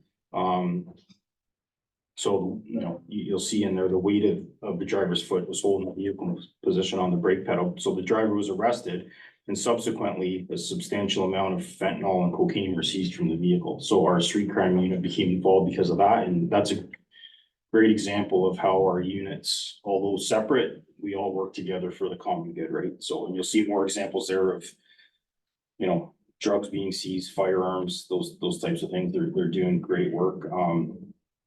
They're doing some work around, we've all seen the news around stolen vehicles. They're involved in those types of investigations as well. So over to our traffic management unit, you'll see a number of Black Cat deployments over the year, many of them in Puss Lynch.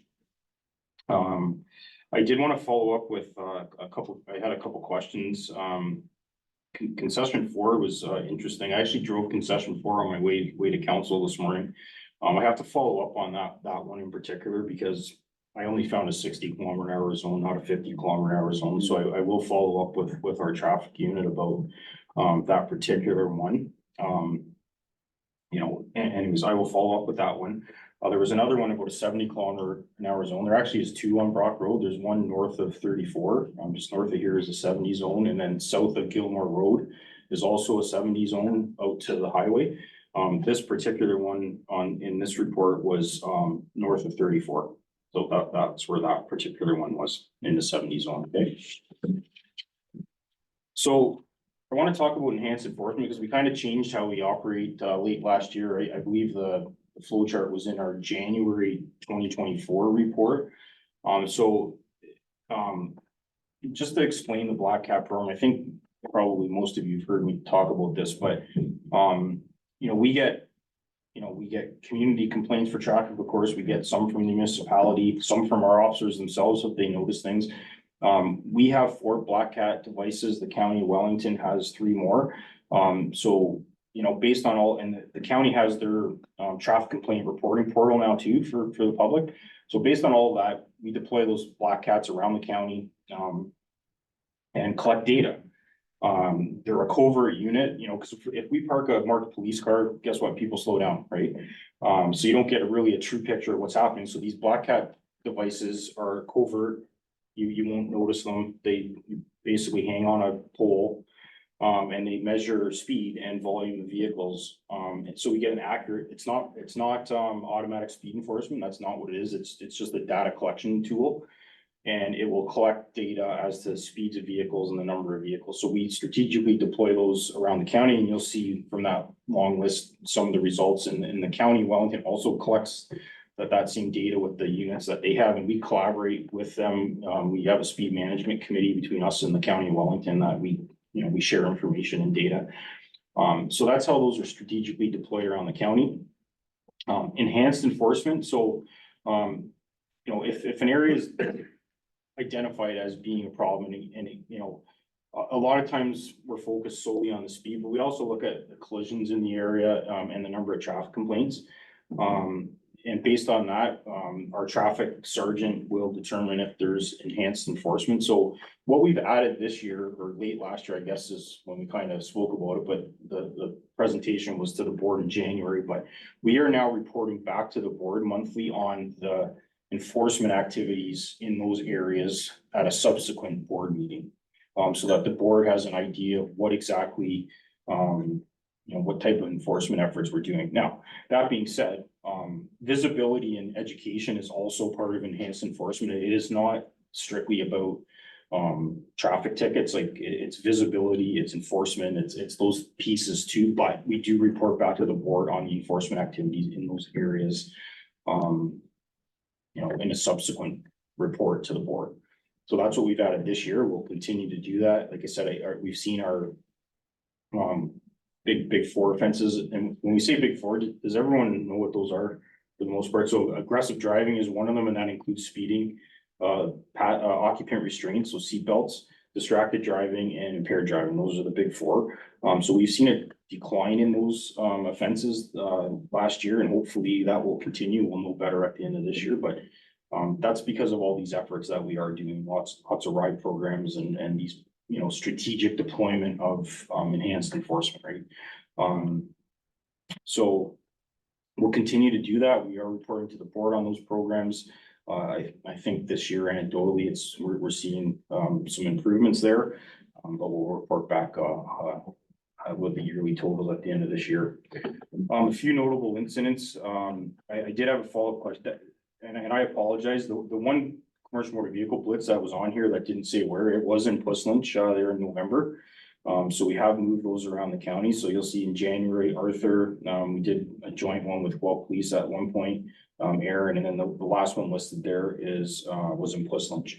I think they actually brought the vehicles to a parking lot, I believe at the Cineplex, but those were on Clare Road, but the vehicles were captured in Puslinch, brought there for inspection because it's a large space for our officers to do their work.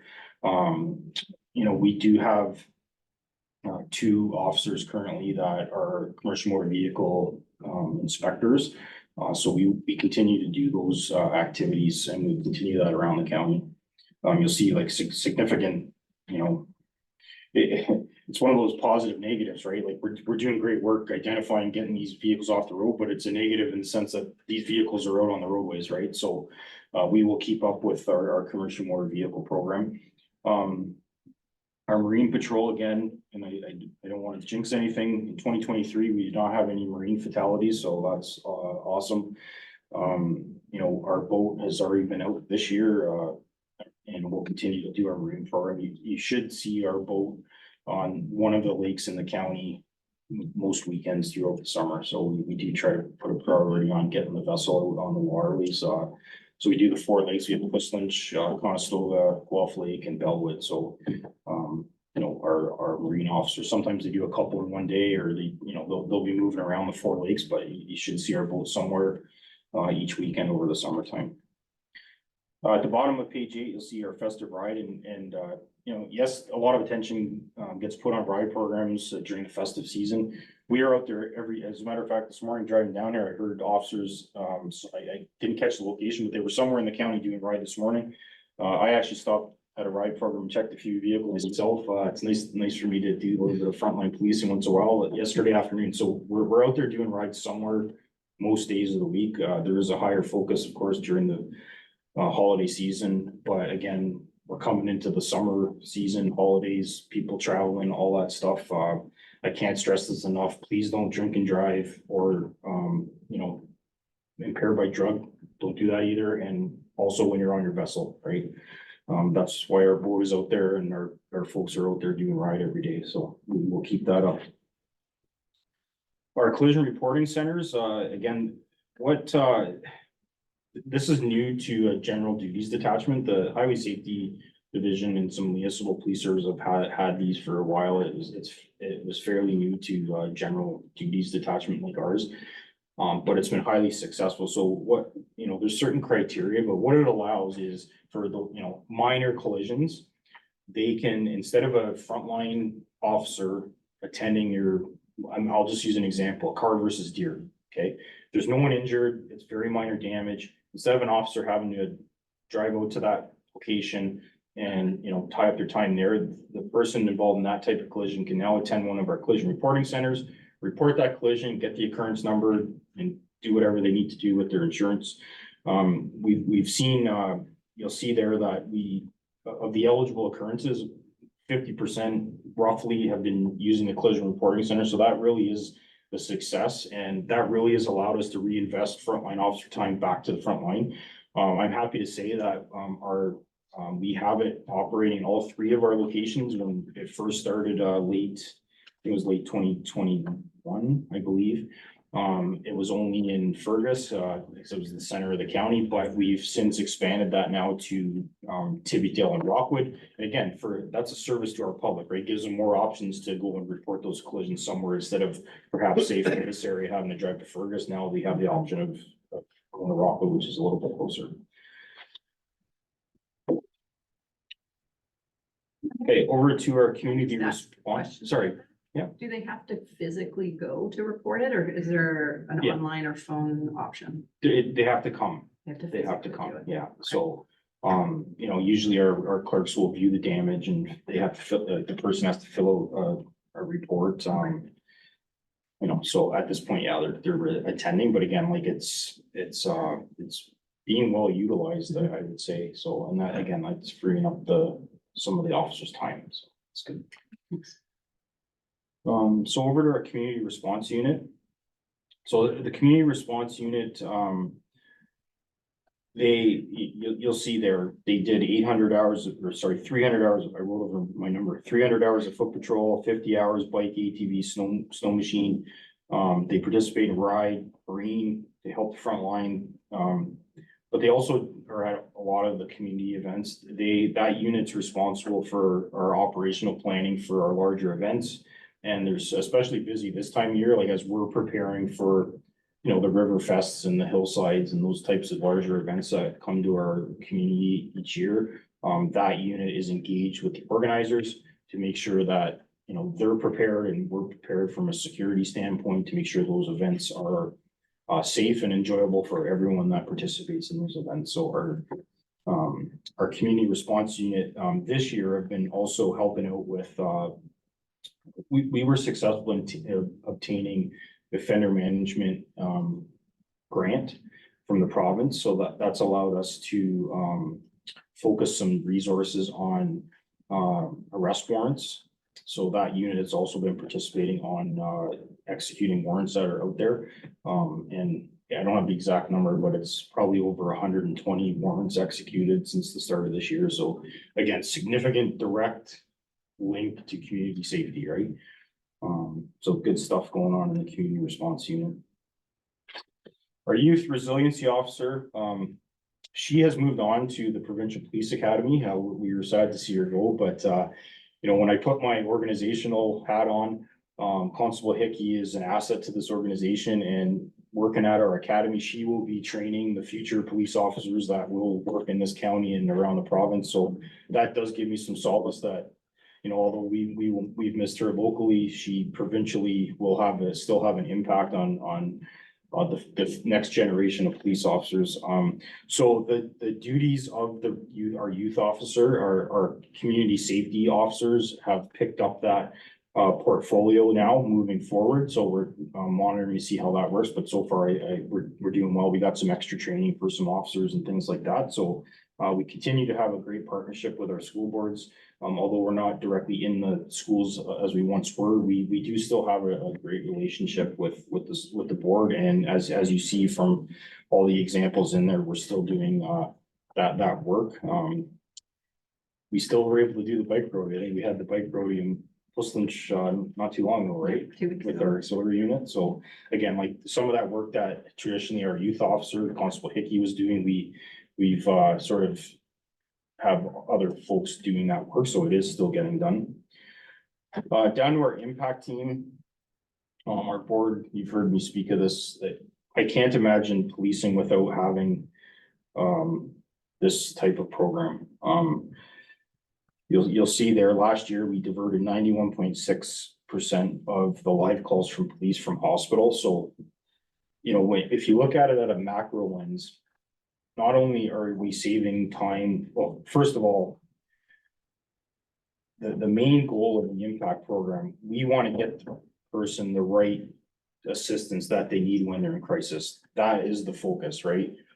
A side benefit of the program is these are spending less time in hospitals, back to the front line again, so you have that reinvestment piece. But also, we're saving that time in the health system, right? Because I mean, I'm not in the health system, but I understand there's a cost per emergency room visit.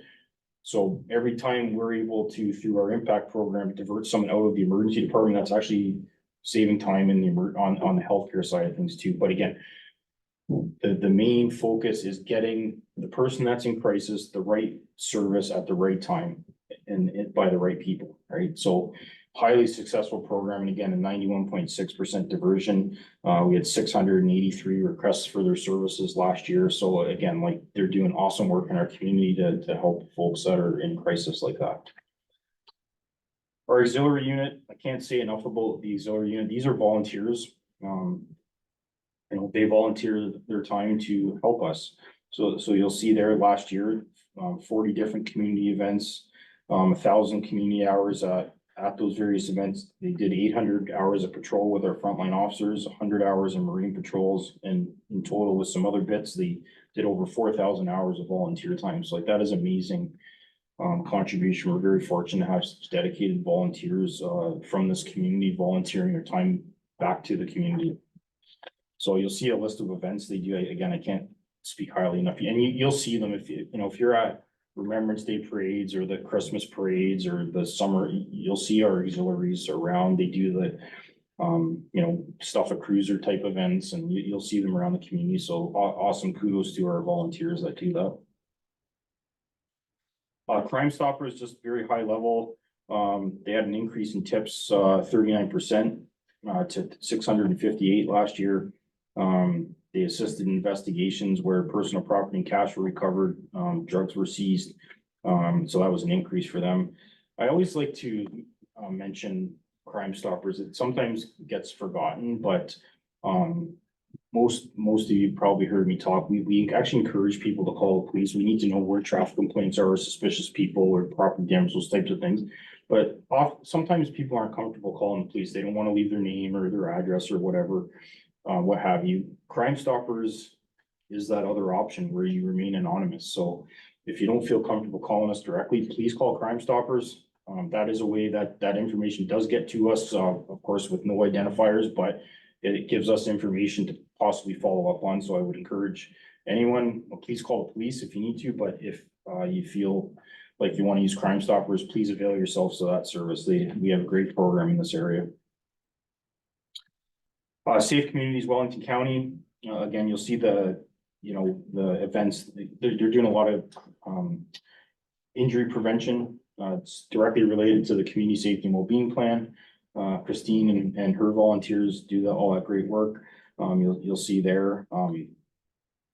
The top 3 injuries, and I always find these things interesting. The top injuries falls. I find that interesting, but I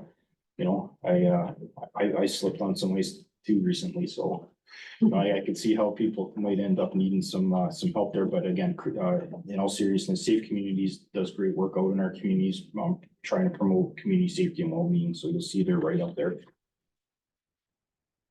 Our community safety officers, they're responsible for our media programs along with our community services and things like that. Do a lot of crime prevention things, community events.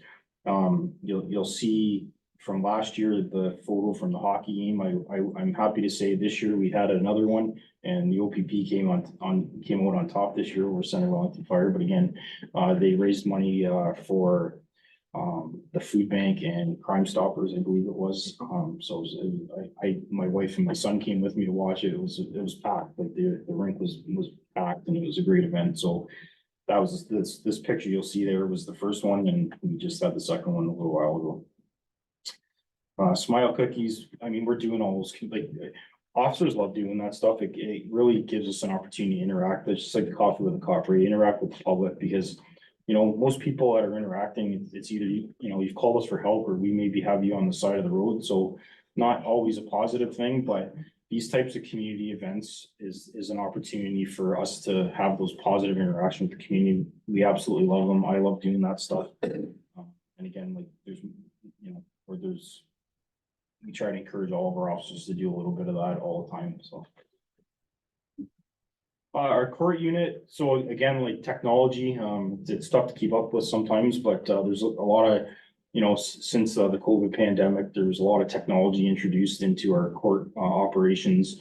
They do electronic informations now. The bail hearings are held virtually from our detachments now, which cuts down on having to transport prisoners, safety piece and lots of technology there. So again, our court staff and our special constables do a fantastic job. They're the ones, the officers are out there investigating. Our court administrative staff are the ones really putting the court packages together and getting that stuff over to the courts, and also looking after our folks that are in custody for those bail hearings. I mentioned the warrant apprehensions earlier, so of course, that's all great work. I have to commend our court administrative staff, because on the back end of us executing a lot of those warrants, our court administrative staff are having to do all of the administrative work along with that. So I just wanted to give a shout out to them for helping that way. And on page 18, just a couple highlights again from our front line. We focus a lot of our reports sometimes on our specialty units, but a couple good examples of some of the work our platoons do. You can read them there, but again, the second one there, someone in crisis that had fled, and our officers were able to assist in locating that person and get them to the proper location to get help, right? So kudos to our frontline members.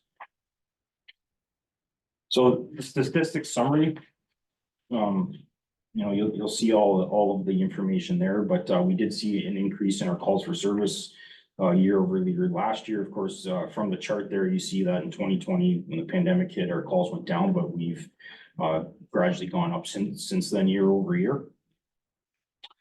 The second chart there is sort of a monthly breakdown of the calls for service there, and then you'll see our top calls for service there in the chart. Traffic complaints at the top of the list. Our violent crime statistics, it's trended slightly up year over year. Again, we saw an increase in level 1 assaults there. You see in that graph down there. But again, you see the good work that our crime unit's doing to investigate those serious crimes. I can't stress enough about fraud prevention. We've all heard of it. For anyone that's listening online or to the people in this room, please reach out to your networks. There's tons of information out there about fraud prevention. Our crime unit does their best to investigate frauds, but we really want to prevent them from happening in the first place, right? So there are tons of websites out there that have prevention tips, and please, I always use the adage, if it seems too good to be true, it's probably too good to be true.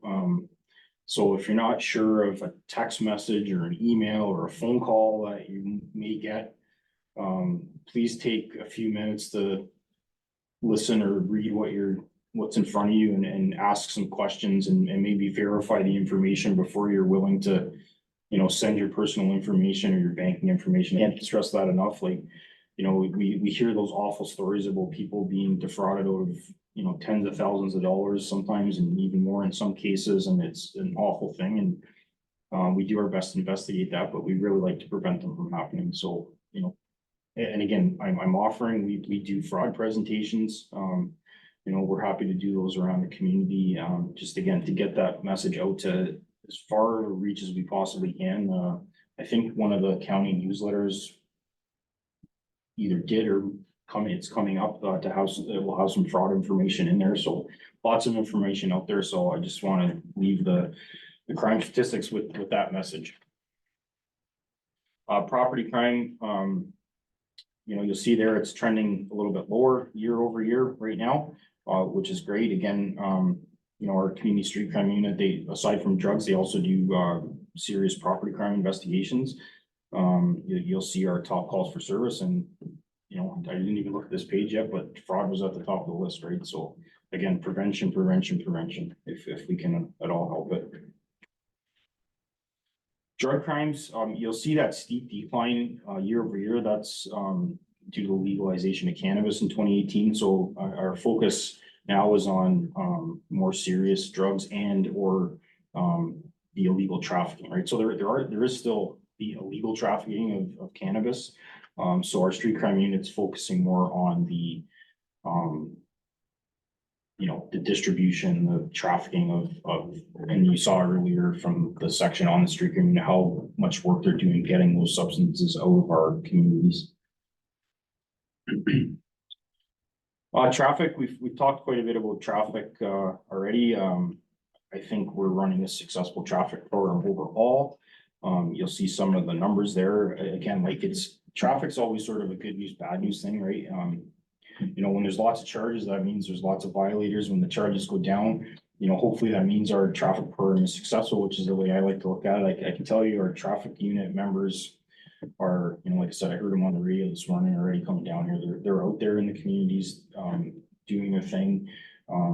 We have a new traffic sergeant, earlier this year, and and again, don't get me wrong, our last traffic sergeant was great too. Our new traffic sergeant's very highly motivated. We've seen an increase in some enforcement activities this year.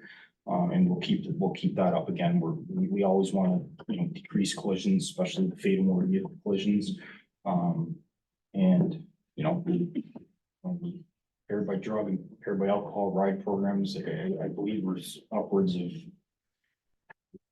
definitely over 50 impaired drivers this year already. So again, like, it's good news, bad news thing, right? Our people are out there taking them off the road, but I can't believe there's still that many out there this day and age, right? So, but again, we're out there trying to intercept the high risk behavior on the roadways because we want everyone to have you know, get to where they're going safely.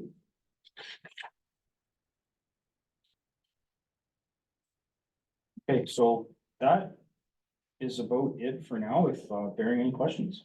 And then again, I just want to end by thanking Puss Lynch. We were here in the fall with some questions, and I'm happy to be here again talking about our annual report. The annual report's one of the things under the new act. We'll see how that's going to look next year, but for this year, here it was, and happy to take any questions from council. And again, thank you for having us here today. Appreciate it. Yeah, we really appreciate both of you coming down here.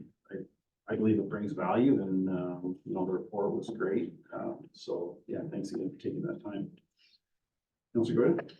Yeah, I just want to echo that sentiment. Thank you for the report, and thank you for coming here to present and answer questions. I do think that there is tremendous value to our community to hear firsthand, you know, all of the great work that Want to Know What you're doing and the volunteers are doing, and specifically here in the township. So thank you for doing that.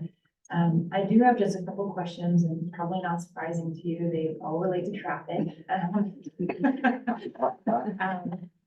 You talked about the enhanced enforcement piece, and I remember when you were here in the fall, you had mentioned that you were working on sort of rolling out a new I guess policy or whatever. So when the Black Cats get deployed now, and we see in the chart where there's areas that have enhanced enforcement recommended, you're now reporting back to the board, I guess, at the subsequent meeting, which is great that there's follow-up, but I guess my question is, does that follow-up discussion ever result in sort of like more consistent enhancement in sort of problem areas?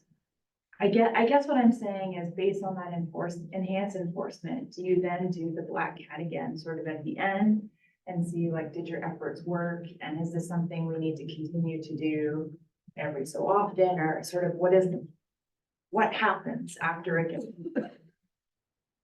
Take that question. So the policy that's been set up by the board is if a black hat placement dictates a force enhancement, so if that comes back on the first report, then they subsequently re-report as to the activities that they've done to change that behavior, because the intent is to modify the public's behavior on a specific piece of pavement. Okay, so part of the policy is a second deployment of the black hat, and I believe, I have to look it up, but I think it's between 8 and 12 weeks maximum. Okay, so if we put one out and it says a force enhancement, then the traffic sergeant says, okay, he reallocates resources to that particular stretch of road.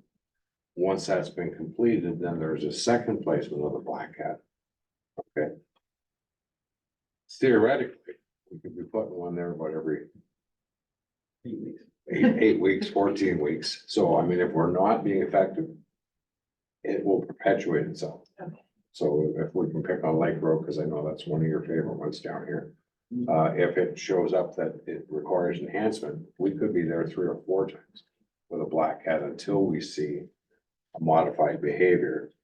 Okay, because as the inspector said, the minute they see a cruiser, it changes everybody's behavior. So I mean, it's changing traffic behavior is always a fleeting moment in time, for lack of a better choice of words.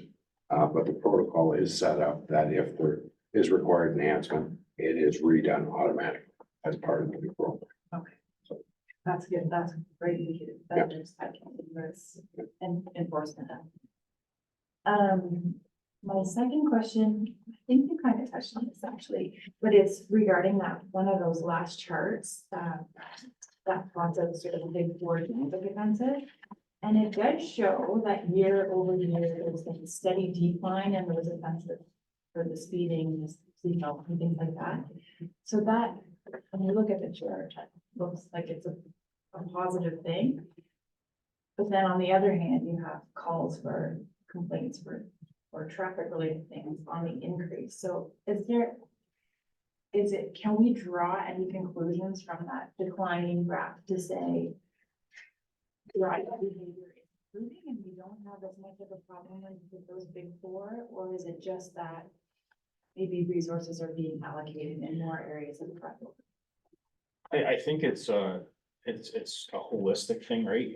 It's, it's charges, it's visibility. That piece is hard to measure, obviously. It's collisions, number of complaints, and, talking about traffic complaints, I think we might have touched on this in the fall. I refresh my memory, but, sometimes traffic complaints come in and it's, hey, I'm following a red car and it's weaving, an officer may go look, but if they're not right there, right then, right, there's nothing to follow up on. So that's gonna count as a traffic complaint, but there's not gonna be a charge because we haven't been able to identify or locate the person, right? So it's more of a holistic view, in my opinion.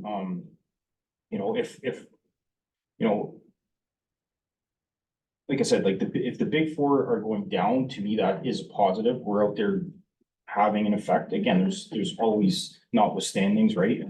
We talk about those specific incidents in the enhanced enforcement program. But overall,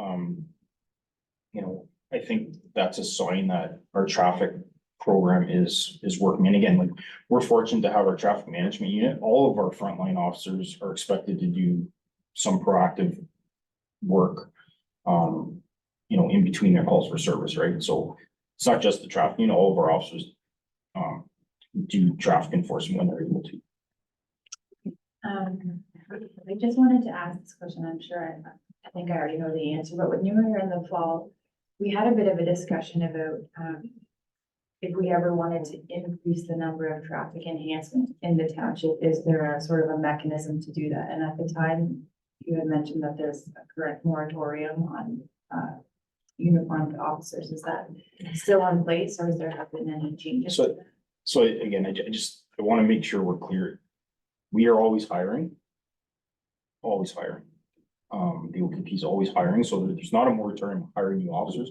What there's a moratorium on is adding uniform enhanced positions at the moment. Right, but we're still getting new recruits, like, we're not, like, we're still hiring. So that's something like down the road, you know, that can be looked at, but right now, we are still hiring, we still have new officers, all of that stuff.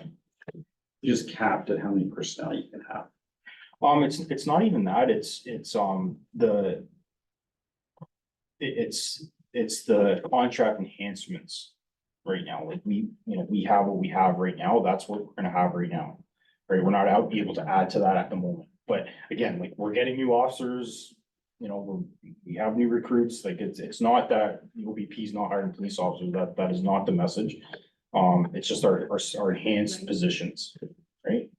And I just wanted to tell you that I have myself noticed over specifically the last couple of months, a lot more visibility by specifically monitoring speed on the roads. So thank you for having them in our community. I think it's a good reminder even for myself. When I see them, hiding there, oh, I'm not really driving the speed I should. So I think that's really helpful to have them there, just to sort of remind people that you're there and you're watching, and hopefully driving some changes in behavior. So thank you. I'd like to echo the comments made by Mayor Seer and Councilor Florida.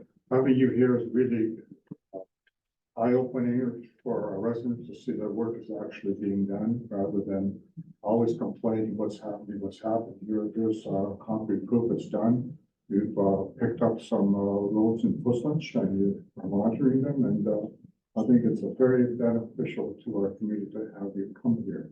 The other point I'd like to thank is for your community engagement. It's really nice seeing another side of you folks. I'm sure, as you mentioned, your constables like doing that.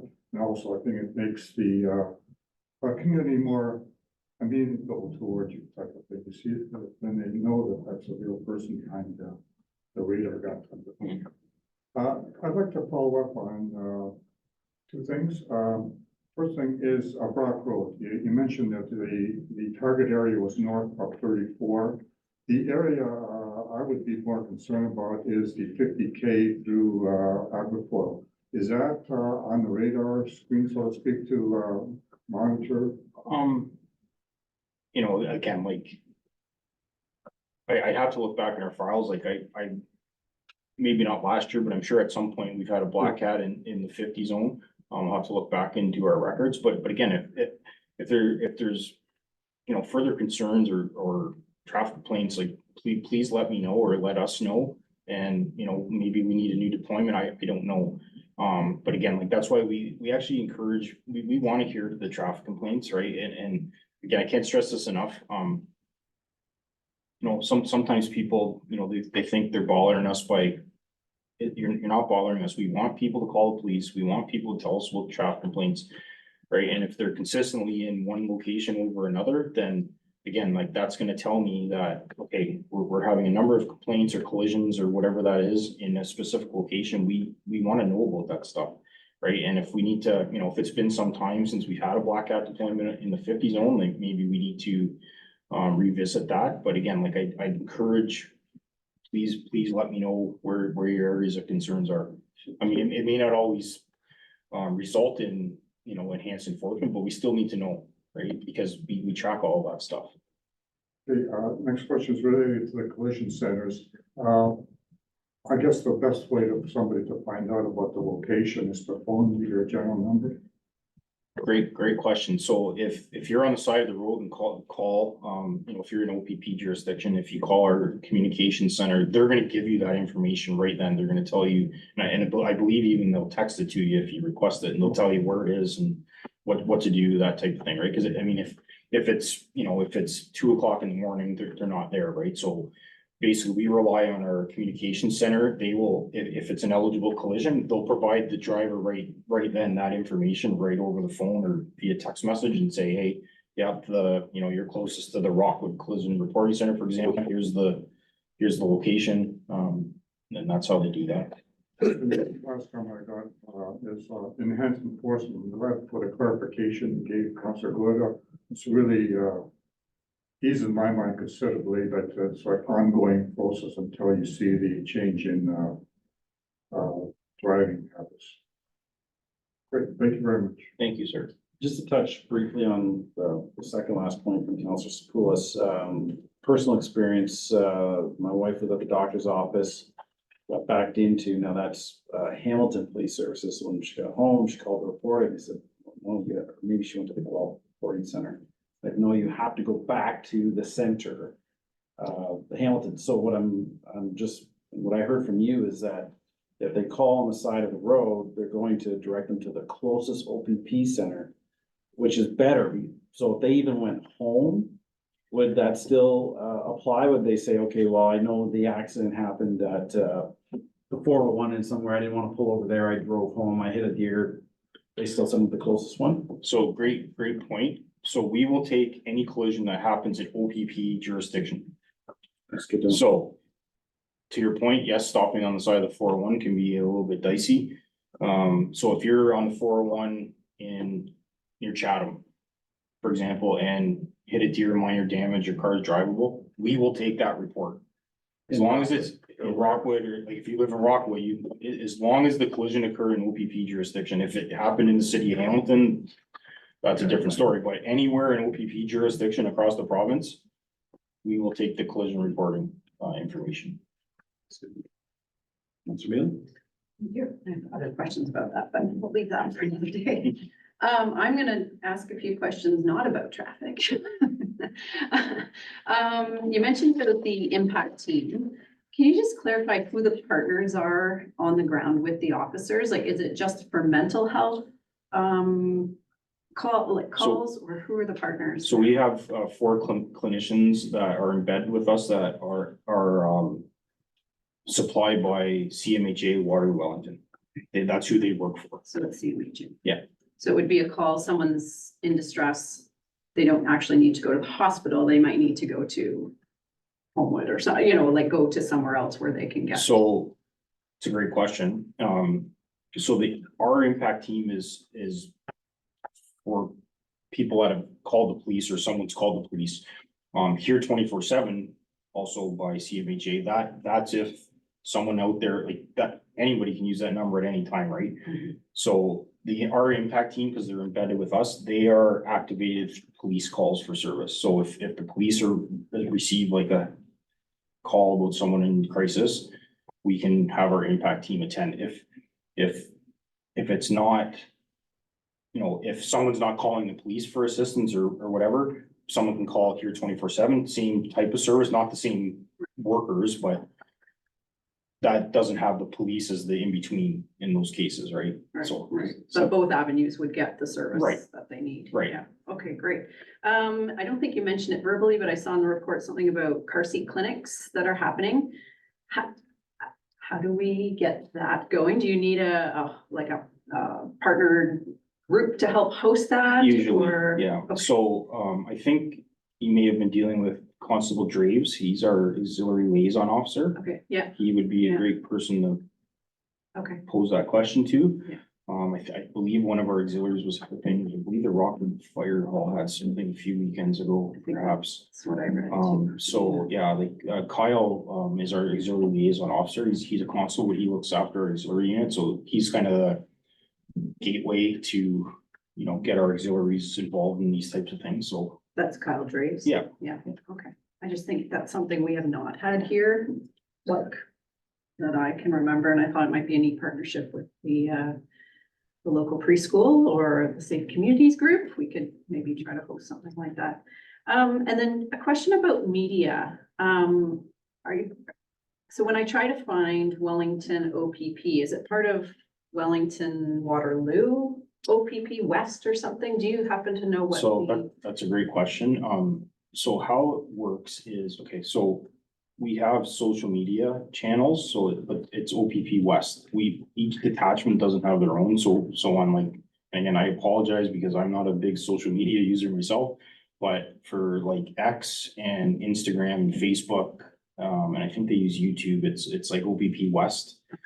I don't know the exact handle, but that's actually, it's about page. I was thinking about it. Over there, but,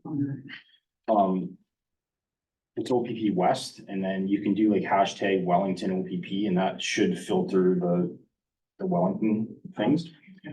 General news releases, so we put our news releases on what we call the news portal, and any media outlet can take those from that and publish or broadcast or whatever they choose to do with them, but that's how we put our news releases on the news portal, and you know, media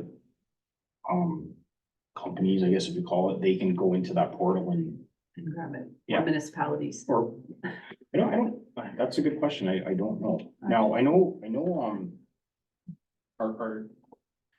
yeah, that's kind of how it works, right? Is they'll post it on the portal, and then a media outlet can take the releases from there if they like. I'm just wondering, to staff, if we can kind of monitor that, their social media, and then help share whatever is relevant locally. We're not gonna post stuff that's happening far away, but it'd be nice to kind of up that social media stuff from our perspective. And then just a last comment of, I mean, you mentioned how the fraud is like #1 property crime occurrence. I was gonna just announce it later, but we actually have Fraud Talk coming to Mini Lakes this Thursday. So we've got that was just someone in the community reached out on their own after attending, you know, an event, and now they're kind of hosting that in Mini Lakes, which is generally a larger senior population, but I went to one, and I think it really helps. Like, I flagged a fraud thing through Facebook Marketplace much quicker than I think I would have if I hadn't gone to the Fraud Talk. So anyway, thanks for doing that, and thanks for being here today. Thank you. Councilor Hurst? Yeah, very quickly, Inspector Thomas, I just appreciate your communication style.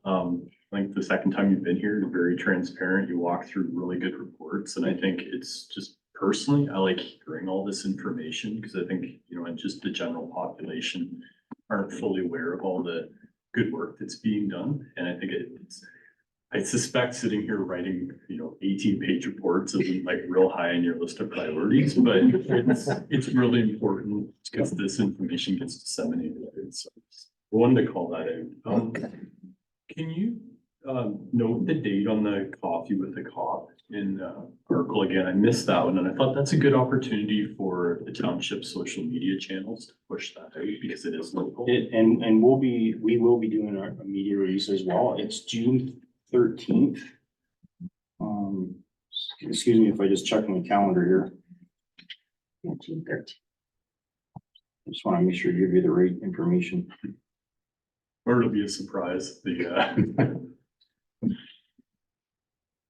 It's June 13th from 8:30 to 10:30 at Flow State Bike Company in Arkell. Okay, perfect. I think those are good things, because that's within the municipality. So I think any chance we can push that out, it would be very beneficial. This mentioned the your marine unit. How long, and you noted Post Lynch Lake, how often would you typically visit there throughout the year? They kind of rotate. I mean, you know, they will be on the lake for sure this summer at some point. Like, you know, our marine season kind of follows, you know, the weather patterns, right? Like, it's, you know, we have the four lakes, so that they do move around. So you will see them. I can't give you a direct number, but I can tell you that of the 4 lakes, like they're spending time on all 4 of them. You know, for sure, every weekend they're out somewhere, and, you know, sometimes even during the week, especially long weekends, we try to make sure they're out there on the weekends as well. And, you know, we're fortunate to have our vessel too, because we also can use it for emergency response at times when we, yeah, you will see them out there at some point this summer. You know, we kind of leave that discretion to our operators. They, you know, they're out there on the water. They know best where they need to deploy, but you will see them at some point. Good. That's good. I heard that. I'm just curious how often that happens. Yeah, my last 2, I think the collision reporting thing is really important. I think one of the things that I've heard is, like, people show up at Clare Road at the Guelph one, and that becomes very frustrating. secular process for us to go through, so. Just any clarity around how people can best utilize that, maybe that is something the township, helps communicate that message out to residents that are impacted, and. My last one, I think I would echo, Councillor Goida's comments around visibility, police officers in the past. Maybe I'm like more in tune to it now, having heard of this, but I think just in driving around the township, I certainly notice more, vehicles, monitoring speed at key pinch points. So I think that's quite positive. So thank you. It's everything from me. Thank you, appreciate it. All right, gentlemen, yeah, thank you again, and I would echo that statement. I saw it in a report, one of the black caps was out, it was near my home. I know what they look like, but I wasn't really looking for it. And then I saw that it qualified for extra enforcement. And sure enough, there's a unit there not long after. So the visibility part is important. I really appreciate that the OPP have the discretion to issue tickets. So, those stats may be skewed slightly, because you and I have had this conversation. I believe the OPP track warnings now. Where back in the day, you pull somebody over and you say, well, just slow it down and away you go. Well, now I think that gets entered in the computer. So then the next time you get pulled over, it's 2 days later and this yo-yo is still driving like a jerk. Maybe he doesn't get a warning, right? So, but that'll skew the numbers, right? And I'm not asking to see how many people receive warnings, but I don't feel that every time you make a mistake in life, you should receive like a penalty, right? There is an education component. And I've even joked, I said, if they're having their lunch break, it's great if they just park the car somewhere, because it has that effect. People slow down, right? So, recognizing that an officer can't spend every moment in the car, during their shift. So appreciate all the hard work. I still think, some extra attention to our commercial vehicles in the area. I'm watching trucks go by, half tarped, not tarped, stones that have flown out of the tires, and but I don't know if MTO should be playing a part in that enforcement too. But that's a conversation we can have later. But definitely appreciate it. Maybe I know you had to go to Clare Road. We don't have a lot of facilities, but we're repaving the PCC. Heavy trucks might wreck it, but it'd be nice to have a spot a little closer. Well, as a matter of fact, I came to the OP from MTO, I was an MTO officer, that's a long time ago now, it seems, but it seems like it. We used to, the truck was next door at the roads yard. Oh, yeah. That's where we used to do them, because you could Do the loop. get them in and get them turned around. So there are locations. I think the one in November was a larger one where they had some partners, like other law enforcement partners, so they needed a bit of a larger space, but I'm sure there's places around that, if it's just one or two officers, perhaps we could. But again, like I said, when I was first started, we used to do them next door here. Well, thanks again, John. Well, good resolution. Yes, it's to receive information. Enjoy your day. Thanks. Thank you for having me. Drive safe. I can confirm concession 4 is a 60, because one of the signs is. Yeah, I know, I like that. Sorry, say that again. I deaf in my left ear. Concession 4 is a 60 instead of a 50 in the report. It is 60. And it's a 60 Is, sorry, which road? concession 4. Yeah, I gotta follow up on that. Yeah, I drove it this morning on my way here. From one end to the other, and there was, the 60 zone was out near side road 10. And side, there was no 50. That's what it's saying, it's confirming you're right. Yeah, so to be honest, I've already messaged our traffic sergeant before I got here, just because. Follow up on that piece, but, yeah. Could you send that data, more recent data on Brock between in the 50 zone to see how up to date it is? Sure. You ready to, so. All right, I believe we're going on to item 10.5. 10.5, yes.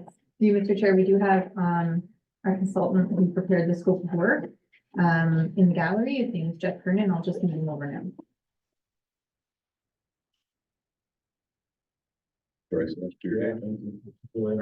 Just looked at the clock, like I can talk. Yeah. That's good. Sorry if I went over. No, it's perfect. Thanks, guys.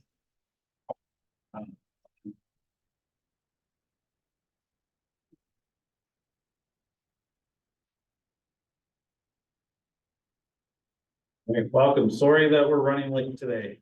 Oh, that's okay. I enjoyed your conversation with the police. I spent 8 years on our borough council here in State College. And I tell you one police story to get us started.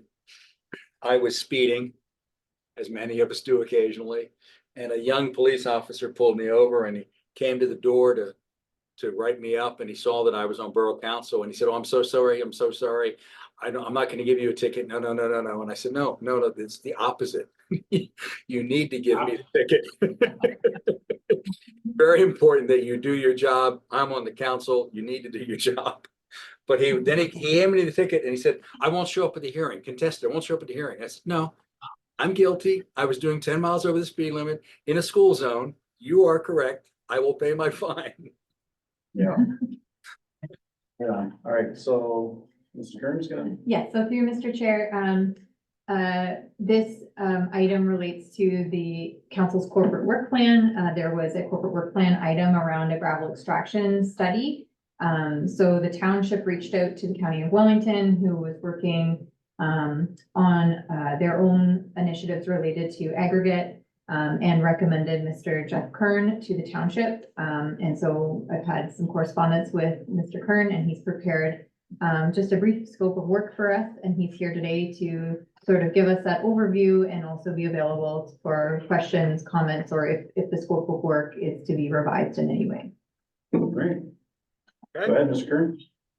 As was just introduced, we have been working with the county in their tax issues. Many of the properties of which have been in your township, in terms of trying to get the taxation of these pits more in line with what they should be, in spite of the province's preferential treatment of them. We made some progress. When the reassessment comes along again, we will probably work again to make some more progress. Progress we made mostly was to be able to classify more of the area as industrial rather than residential or farming. The industry tended to want to think that industrial was only where they were digging today, the size of a shovel or a drag line, rather than the size of the pit and transaction area and the processing area and so forth. We got that significantly expanded, and it went through appeal and was approved at the appellate level. So that's what's being applied now. We're doing the same work now for Hamilton, the city of Hamilton. In fact, I have a report that's due next week for them. There we're looking at a selected group of parcels that they viewed as woefully underassessed and underclassified.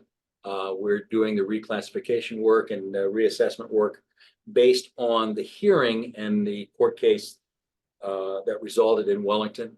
And those will be taken back to the 2016 valuation. The appeals, I don't know where we're going to go. I've toured some of those properties with impact personnel as well. As you know, you are, especially from Aberfoyle down through the 401 along Route 6, you are in the prime area of aggregate extraction. That isn't because it's the only place in the county or in the province to extract sand and gravel. It's because it's at the 401 and 6. It's transportation. These properties are the old adage in the aggregate business is, if it costs more to ship it than it did to dig it, you're going to dig it somewhere else, because aggregate is a low cost, low value commodity. It sells for $7, $8, $9, $10, $20 a ton. If you have to ship it very far, you're getting up to $7, $8, $9, $10 a ton to ship it. If you can get it onto a major highway quickly, it's advantageous. If you can get it near where you're already processing other material, it's advantageous. However, there are lots of areas throughout Puss Lynch and throughout the county that are near enough to 6, near enough to Route, I think, 46 and 36, and obviously the 401, that also have sand and gravel.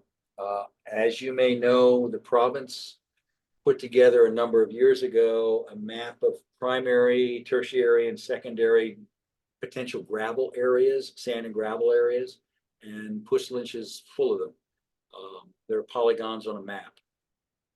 The issue, I think, from what was described to me is your need is you want to do some planning.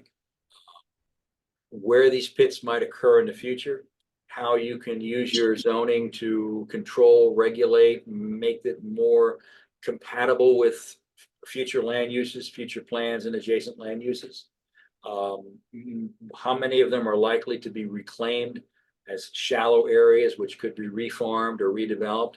How many of them are likely to remain as lakes when they're done? And what's the continued demand as we move into the future? And that's the kind of study that I proposed with the scope of work that we put out to you.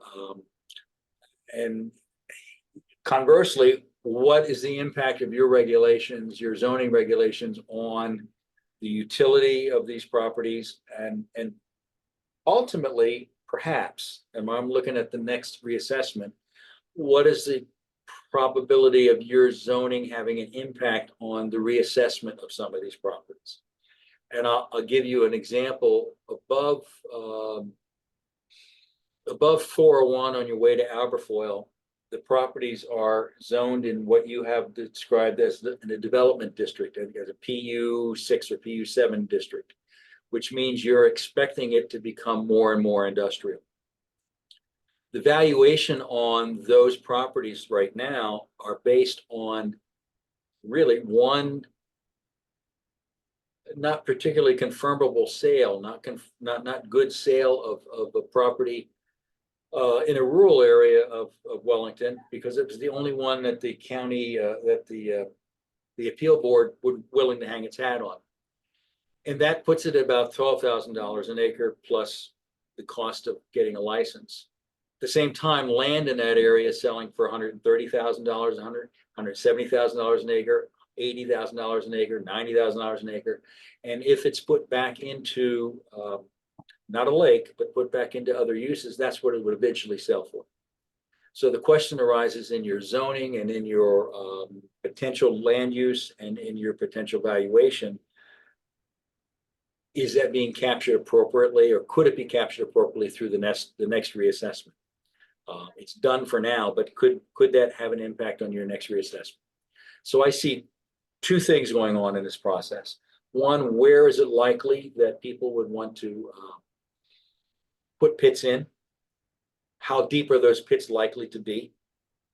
What is the continued demand for this? So how frequently will new pit put in, or how frequently will an existing operation want to expand? And then where is the most likely areas that would happen, and how does that impact your zoning and your valuation and your adjacent land uses?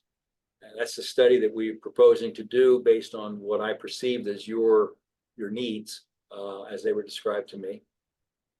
Essentially, we'd be looking at a lot of public available information, your zoning, doing some market analysis, economic analysis, looking at impacts procedures again, and looking at your local planning documentation and so forth, and putting together a report that gives you a map and some progress reports and some information that you can use to do your own planning.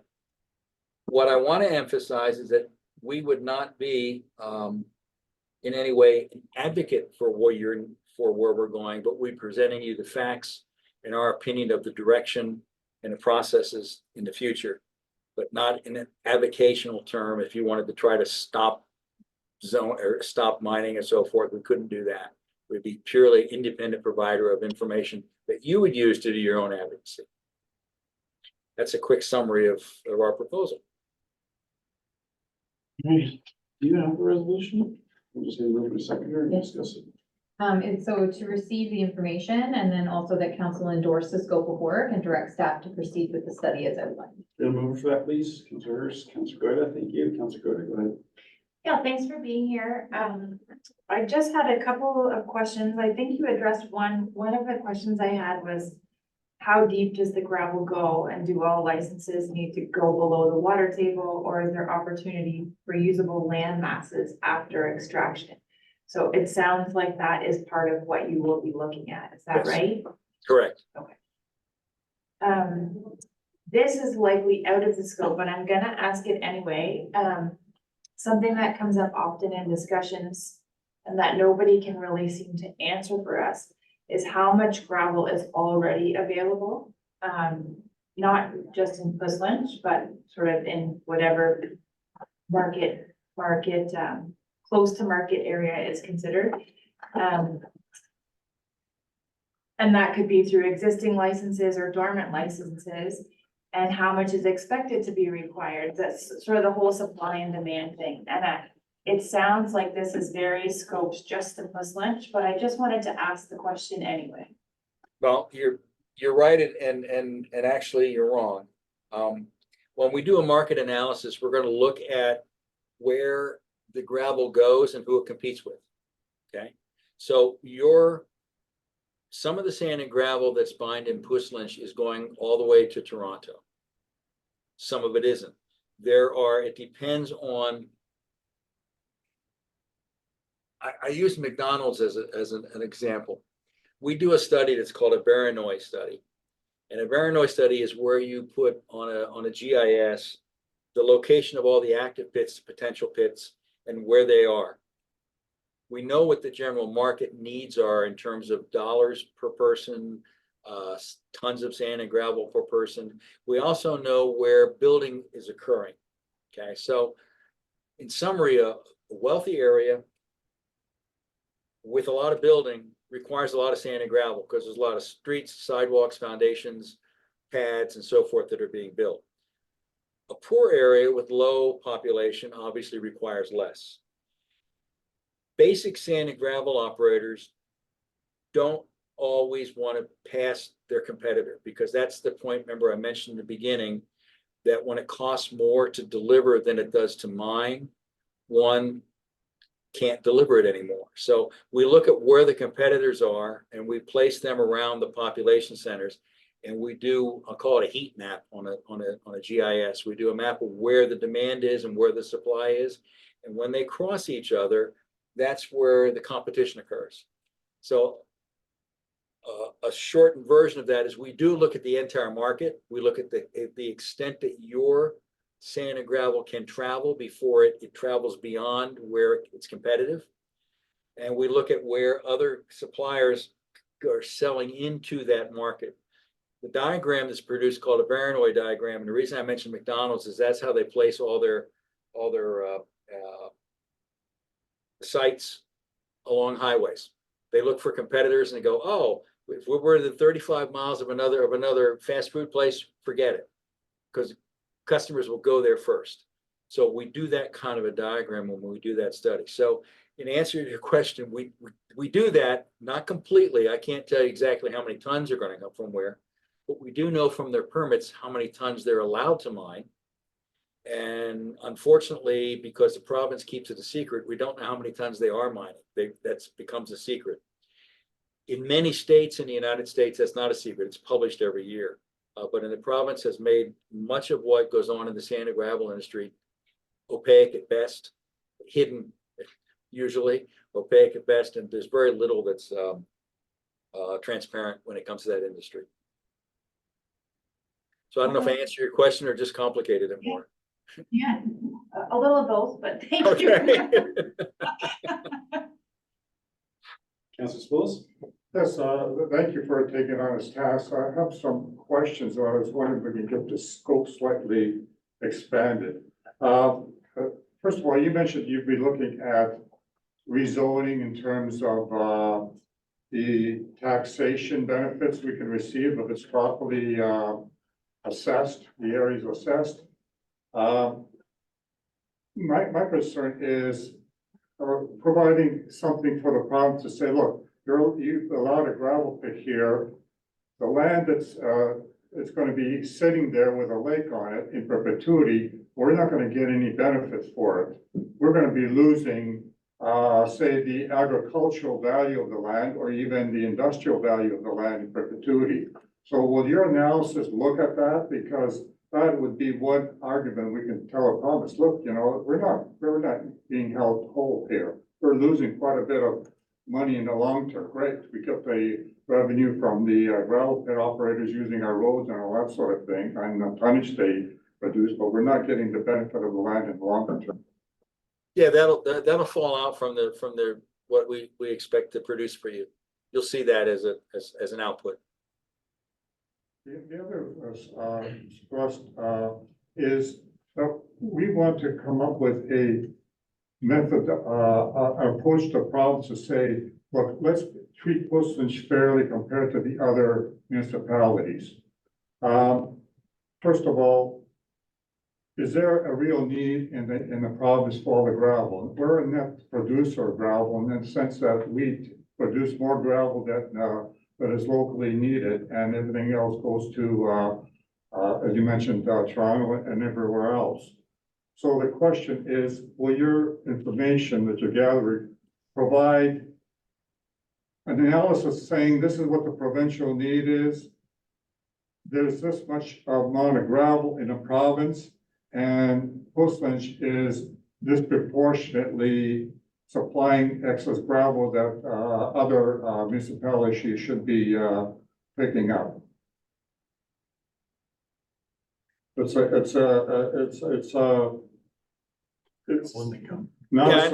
Yeah, I understand your question. To some extent, it will do that. I don't know that we'll look at the whole province, but we'll look at the area when we do a market analysis, the area that say from Toronto to London, from Minto down to fairly well south of Bushland anyway. I can't think of the name of the town down there. okay, that's good. That captures that.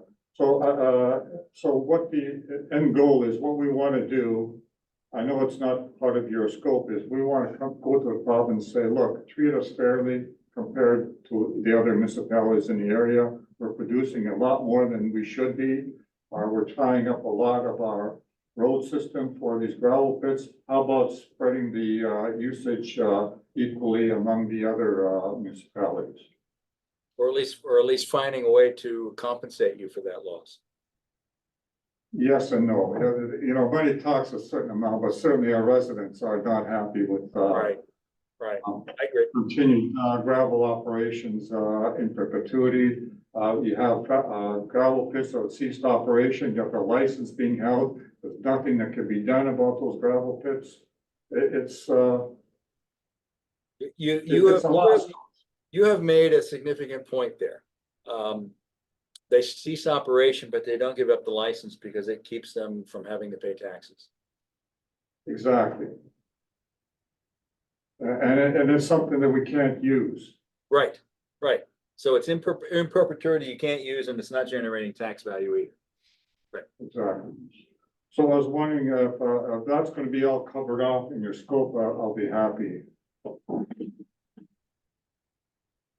So generally speaking, the ARB ruling has addressed a portion of that idling pit because now the berms and certain components of the property are in the industrial rate in perpetuity. Right. So that's gonna incentivize the industry to either. It will, Yeah. some of it is, but some of it won't do. But I think what we might see more of your report is it may not say treat the other municipalities fairly, but maybe it'll say we don't need any more gravel pits in Portland. I don't care how they said, as long as it comes, your analysis, I know you're doing a factual analysis, not a subjective analysis. There's gotta be enough information for us to take to the problem to say, hey, this is not right. That's the X goal. amount of The goal is to give you the information. Correct. Exactly, and we massage it to go petition to the province. Correct. That's really? Good, thank you. Yeah, thank you. I think the scope of the work seems quite reasonable. I'm always curious what information we get out of the report will then lead to other questions that we're going to have. And I think we kind of won't know until we get the report. I'm also, aware that we're going to be given information that we're hoping to bring to the province to get some action on, but history shows that's really frustrating. So anyway, I'm just hopeful that we can get sort of some extra information out of this study to kind of prepare us with some bigger conversations. So look forward to the report. All righty, thank you. Councilor Hurst? Yeah, I think my colleagues have got most of the pieces. I think, we'll just piggyback on Councilor Sepoulis's comments. I think I was really looking for the outcome of this, the post-pit life type of thing around, what's the revenue opportunities for the municipality around really driving home the necessity to actively rehab the pits. There's existing pits. We're not gonna change that per se, but when their end of life happens, we want to make sure that there's something useful for the community. And I think I'm looking at that as a revenue source, a usability source, as opposed to an unusable piece of land or scrub land. So I think beyond that, just further knowledge to make arguments. I hope the report generates that. So looking forward to it. Excellent. I think something we might be able to use out of your report is where the aggregate from Puslinch is making it to market.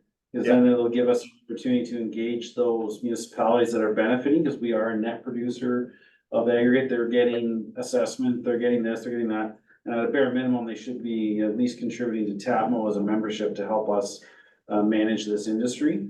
I don't know if part of your study is going to look at what we're seeing in the township is that we have processing plants, and under their compliance assessment reports, they're indicating, the industry is indicating they are not extracting in a fiscal year or an annual year of material. So they're strictly a processing industrial use. Yes. So, we can zone it all we want. I don't know that we'll be able to actually get any realized gains in tax, but even if we say we know that that's an industrial use, it's not being extracted and put the zoning on it, that's at least one step closer to leveraging impact or the province to recognize that use there and tax it appropriately. So I hope that you can take a look at those compliance assessment reports, and staff are aware of the sites that are doing this. Yes. And we can review them as part of it.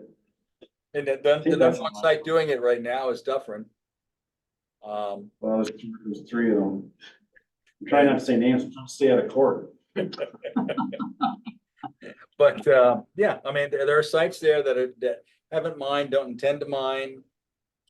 That are processing, they're taking raw material from another place and manufacturing it into sized, washed, aggregate material.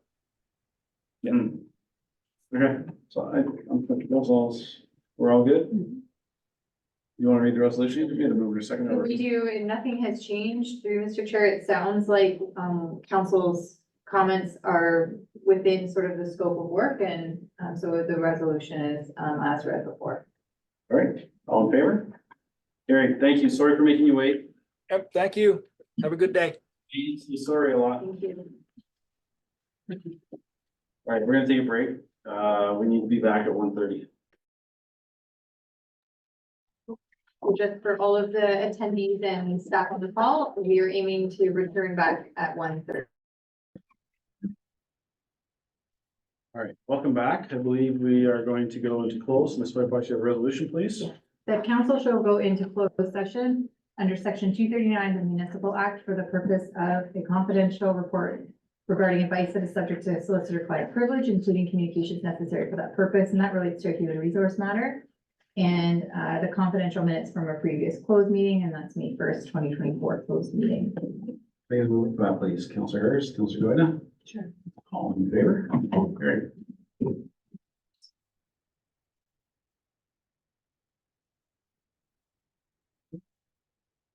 Right, any staff or attendees on the call, we are going into closed session, so if you can just kindly leave the webinar, and then you'll be able to get back when you come back into open session. Okay, welcome back. We're gonna move on to item 10.6 of the agenda. Oops, I was recording, right? Yeah, that council moves into open session at 2:41 p.m. Can I get a move? Councilor Bailey, Councilor Hurst, all in favor? Carried. And that council receives a confidential report regarding advice subject to solicitor-client privilege, including communications necessary for that purpose. It's related to a human resource matter, and the adoption and receipt of the May 1st, 2024 closed meeting minutes, and that staff proceed as directed. Be a mover, Councilor Bailey, Councilor Spillis, all in favor? Can we get a deferral for that one report? Can Yeah, I can. you just do that? Can you read it, please? Yeah, I'd like to move that we defer 9.3.2, which is the second draft of the heritage permit bylaw for our next meeting, just in the interest of time. Thank you. Moved by Councilor, go ahead, Councilor Bailey, all in favor? It's carried. Anything else we can defer?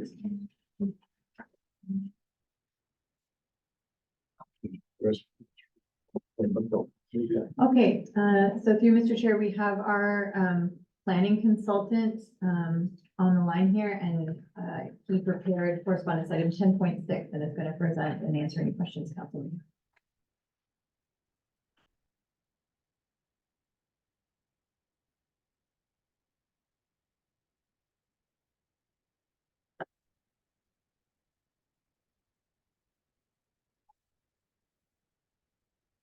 All right, floor is yours.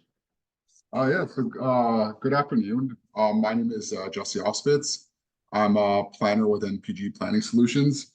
I believe this is the first time I'm presenting in front of Township Council. And hopefully there will be many more opportunities. As you're aware, we have been retained as to act on behalf of the township on planning matters. So the reason why I'm here today is the County of Wellington is reviewing its official plan. They've published a report called Housing Policy Review. So basically what they are doing is they're seeking feedback essentially to improve the range. So essentially on their proposed strategies to meet long-term housing demand, providing for an appropriate mix of housing options, improving compatibility of development and intensification, and to support the efficient use of land and services. The County of Wellington has requested feedback on 5 questions regarding this report. I believe council has already seen that report previously, so I won't go into it in depth, but I had provided some responses for council's consideration. So the first question, should I go over the question by question, or would you prefer that I? You could probably just give us a pretty high level, and then there's probably questions from the council members that would probably be most efficient. For sure. So the first question was, are there current policies in the county official plan that create problems for housing development in the county? If so, why? So when I was looking at this question, I was kind of considering it from the perspective of the township of Puss Lynch, which is a rural municipality. There are some secondary settlement areas. There isn't municipal services. So that's the perspective that I thought of this question. These were some of the constraints that I've identified. So one of them is that they limit the number of residential lots on rural lands. The growth plan is more permissive than the county official plan. So I noted that the growth plan permits the creation of up to 3 lots on rural land. So I suggested that they reconsider their official plan in the context of growth plan policies. The second is the provincial policy statement allows for intensification of basically existing residential lots in the residential area, so allows for redevelopment. So I asked that they provide some standards for that and some permissions for that.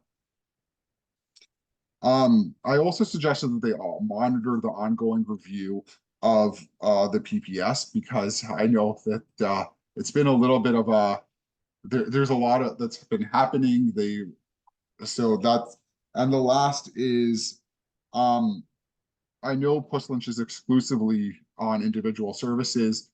One area that I thought might be good to improve on is considering how development may be able to be accommodated on not just wells, but also cisterns. So a lot of municipalities are dealing with this, where I mean, there may not be sufficient groundwater, they're allowed wells, but what happens if wells can't be accommodated? How can cisterns be used to service development? The second question is, does the proposed policy direction go far enough to help support a diverse mix of housing options? I thought that it works well for the urban areas, but there wasn't very much, the primary urban centers, but there could be a little bit more for prime agricultural, secondary agricultural, and hamlet areas, specifically regarding farm help house accommodations, and also to provide housing in secondary urban settlements and hamlets. So for example, I mean, Post Lynch is not going to accommodate an apartment building per se. But they might have additional dwelling units, and they may also have farm help accommodations, and there might be a little bit opportunity to look into that a little bit more. What actions and or policy changes should the county pursue to help increase the supply of rental housing? I don't think Post Lynch is an area where there would be a significant amount of rental housing proposed. However, there may be opportunities for ADUs, additional dwelling units, and supporting those through CIPs, community improvement plans, and grant fundings. There was also, other than the predominance of low rise housing, what elements of your community help define its character and identity? I just focused on the residential component. There's a lot of rural lots on large rural lots on individual on-site services. So for example, those 1 acre lots. And there was also several historic homes in Post Lynch. So that could, many of which are listed on the municipal register. Those probably would define the character of Post Lynch. Are there any suggested policy directions not a good option for the county consider, and why? I thought most of the policy direction was pretty good. I just wanted them to consider how urban design guidelines might limit residential development. So striking a balance between what's an appropriate level of consideration for urban design and might go a little bit beyond. So for example, don't start looking into things like materials, but just focus on critical components. All right, thank you. All right, questions, Councilor Goyda? No, I don't actually have any questions. I think this is pretty thorough review, so thanks for going through it. I have nothing really to add. Schools? I likewise don't have anything. It's a pretty solid review, and I assume from staff that this is what we would submit to the county. It's good. I'm great. Thank you very much, Jeff. Councilor Bailey? No, I had a question, but I think it's been answered in your presentation. Yeah, I would say there are probably more than several historic homes, so I just flagged that I would have used many as in Post Lynch, but thanks for your responses. Oh, thank you. All right, Councilor Hurst? Yeah, a couple really quick things. I think the one that you teased out that I think is really important for our region is lack of sewers. You know, everybody's on septic, so that's something that's, you know, very significant, as well as water use. You know, it's all private wells here. So I think, you know, compared to other maybe parts of the county, that's something that's maybe not unique to every municipality, but certainly very important here in terms of how that impacts any development in the future. And, you know, the only other one, and I'm not sure how to best address it, Jesse, but it would be the geographical proximity of this township in relation to the rest of the county. You know, it's just different. We're closer to, you know, major urban centers, transient in some nature. So again, just some thoughts around what that may look like. But I thought what you presented was quite accurate. Okay, thank you. Just to kind of add a point, I did make sure to note that there were a lack of municipal services because I am aware that that's probably the biggest constraint. You're not going to have these high-rise apartment buildings or even townhouses on private services most likely. So I did make sure to note that. Yeah, thank you. Thank you. I'm not sure which question these would fall under, but possibly number 3. I think they should incorporate an easy path to, and it may be coming through the provincial policy statement for new settlements. We need settlement areas to be permitted growth. Also along with that, settlement boundary expansion for the hamlets and whatever designation the homes that are in a cluster are called, whether it's a hamlet, whether it's I forget what some of the other terminology for some of these. I guess we only have hamlets in the official plan in Portsmouth. So that's important that we identify the hamlets and that they can be expanded on secondary, not prime, secondary land. I agree with the severance date removal. I think that needs to be almost in bold, or, because I've been asking for that for a long time. I think consideration should be given to current estate subdivision expansions on secondary ag. And that could be under the rental component, because generally these estate subdivisions have either basement apartments or accessory units above the garages. So you can get more rental stock through them. And then this is, I'm going backwards, but number 1, this would fall under number 1, is the county has this imposed exclusion of development within 1 kilometer of an urban boundary. So any lands within 1 kilometer of the Cambridge or Guelph boundary, I don't know if that necessarily means consents, but it could mean other types of development. So it does include consents. So historically, that component of the policy was to drive growth to the center of the municipality that was having the growth, to limit the desire for a neighboring municipality to annex your land and get your assessment growth. Well, I think that is similar to the severance date is an archaic component of the policy, that principle or whatever it is. So I think that could be reviewed, but we have not a lot of time. I don't know if council supports those items that I mentioned. So. Sure, I'll move that, my items that mayor's mentioned that are being incorporated into the response back to the county. Can somebody second us? We can discuss it quick. Okay, Councilor Hurst. Yep, I'm good.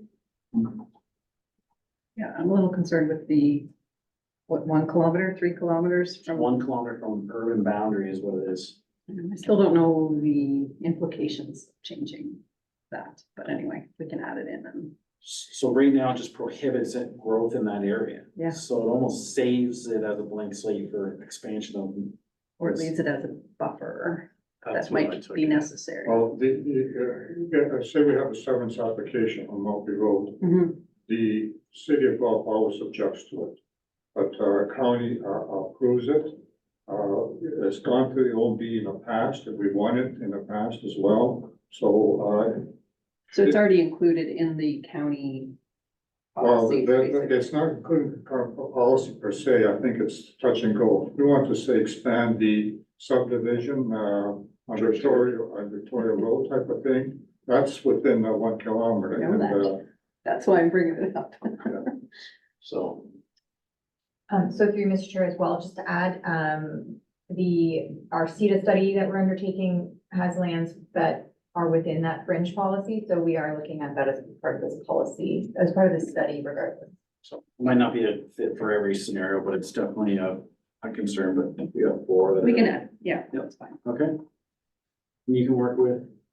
So the resolution is, to receive it and then the council endorse the comments as amended and direct staff to submit the comments to the county for consideration, and staff can work with Jesse and his team on those incorporations. Okay. Perfect. All in favor? It's carried. Thank you, Jesse. Nice to meet you. Sorry we're in a hurry today. Oh, no, that's all right. Thanks. Have a great day. Now, Kidding? there's somebody else. Kyle, yes, the source water report.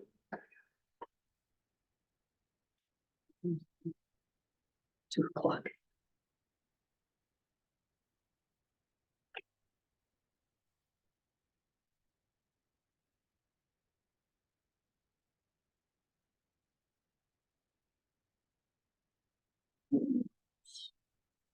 He's in Britain. 9.3.4 is where we are. All right, Kyle, nice to see you again. Thank you, Mr. Mayor. Nice to see you as well. Mr. Mayor and members of the council, I have the pleasure to present to you the 2023 Source Protection Annual Report for your information. For reporting purposes, as you may recall, the township is subject to two source protection plans, the Grand River Plan and the Halton Hamilton Plan. And although this township doesn't operate its own municipal drinking water systems, it is responsible for those municipal wellheads that are within its geographic area. As a result, as you're aware, we have reached cost-sharing financial agreements with the City of Guelph and the Region of Waterloo to support that work that we do on the township's behalf. On the city and the region's behalf. So 2023, progress continued with the implementation of source protection. There's a number of different buckets of work that we do. Development review, supporting the planning and building applications is one of them. So there's 103 applications completed in 2023, and there is a typo on page 2 there. It should say in 2023, not 2022. Apologize for that. So that is work that we continue to do, and it continues through into this year as well. We also conducted 49 inspections in the township.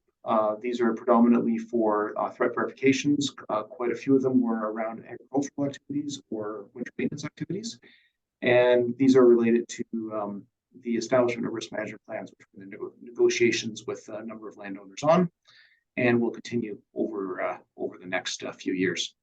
Education outreach is another area that we do quite a bit of work in.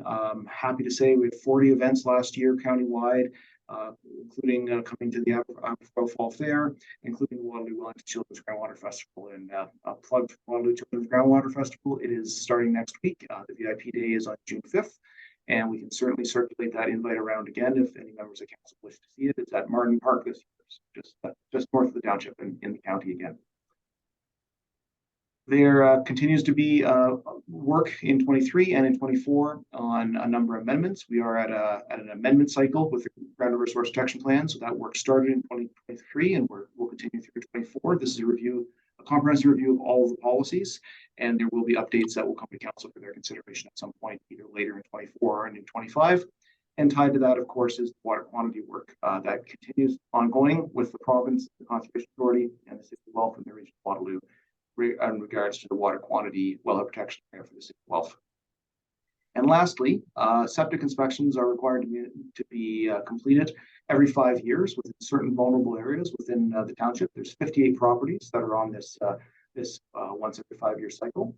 So I'm pleased to say that they were all completed last year in 2023 and in close collaboration with Andrew and the building departments. Thank them for that work. The inspections are done by a consultant that does that work across the county, and with 54 inspections, 4 were exempt just due to the date of construction, and there's a 44% remedial action rate, which is a bit higher than the last time we did this, however, in line with what we saw countywide. Please take any comments or questions that there may be. Thank you. You have a resolution? Yes, so it's to receive this report for information. Can you move it, please? Councillor Hurst, Councillor Spillis, thank you. Questions or comments for Kyle? I have no questions. Thank you for the excellent report. Thank you. I have no questions either. Thank you, Carl. Just one question. I think I'm on page 2 of the report. You just mentioned, in addition to the notices and the comments provided, other applications were screened out by building or planning staff. And I think provincial changes with pre-consultation is happening. Does that correlate to the screening out process? Any of the pre-consultation, which would now be mandated or now be voluntary? Yes, no, thank you for the question, Councillor Bailey, and through you, Mayor Seeley. Yes, absolutely. We work closely with Lynn and all the planning departments for this. We actually have training for your staff tomorrow on some of this screening, because it has definitely changed with the almost constant changes to the Planning Act. There's been some adjustments that we've needed to make in our screening process, and we are actually rolling out new training countywide, and happens to be tomorrow. Yes, that is exactly what that sentence is referring to. Is we are able to give, I am able to give what's called risk management official written direction, which allows planning and building staff some flexibility. So not every application has to come to us. And I set out some criteria on that, that then the planning and building staff are able to screen those applications, and certain applications don't have to come to us at all, even though they are in source water areas. So we have adjusted that. I think we're on about version 11 of written direction in the last 8 years, because it keeps adjusting, and we're in another adjustment period right now. Well, thank you for being so flexible and proactive in that. That's great. Thanks a lot. Councilor Hurst? Questions, really good report, lots of good information in there. Thanks, Kyle. Thank you. All right, thanks, Kyle. All in favor? That's carried.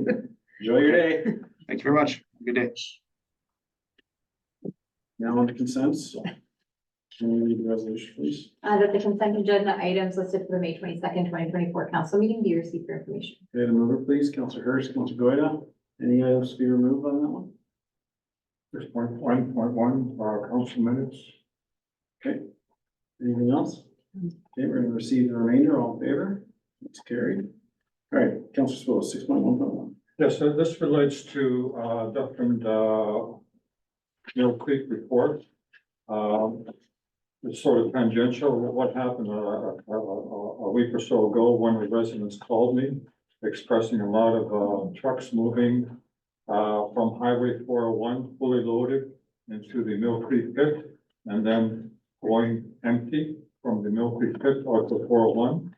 I followed one of those empty trucks and went all the way to the Cedar Creek pit in North Dumfries. So what they're doing is taking stuff from there, bringing it to here, processing it for whatever reason at all. So staff have been involved in this thing and have pursued it. I was wanting to get an update from staff for the benefit of what I saw.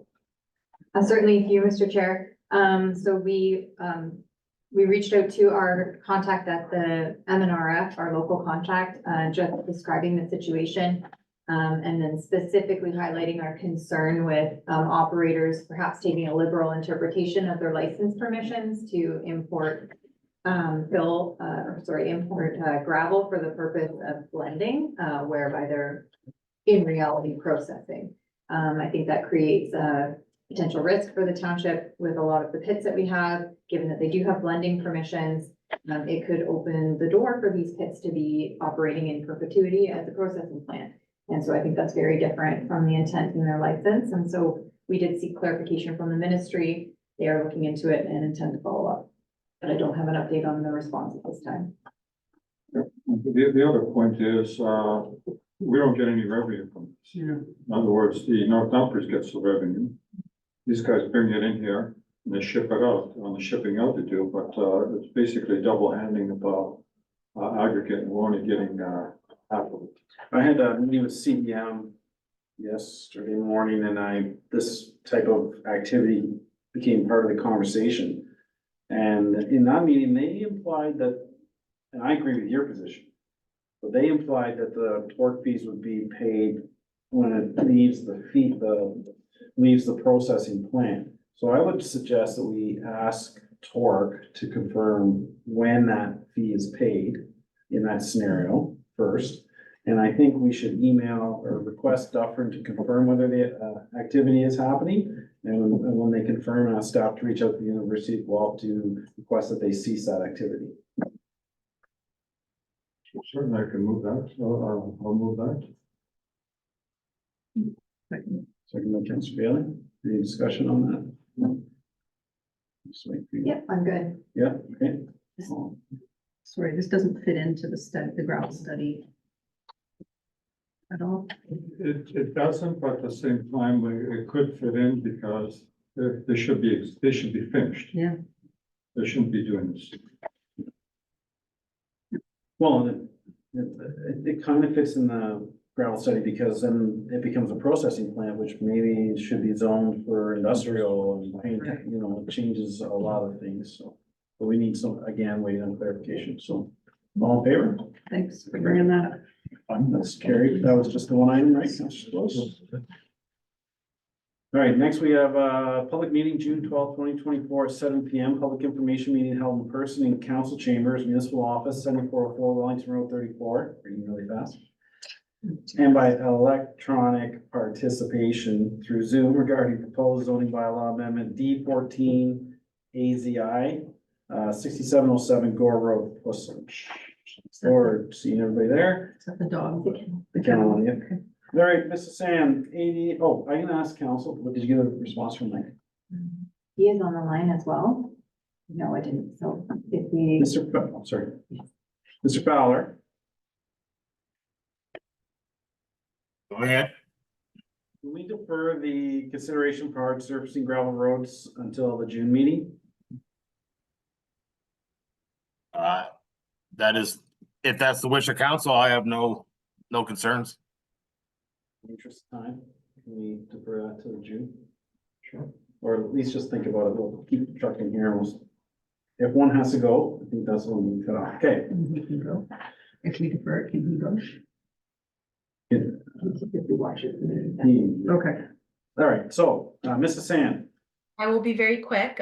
So this is an annual report that's required in accordance with the Development Charges Act and the Planning Act. There's been some changes to the report based on some of the changes to the legislation related to Bill 23.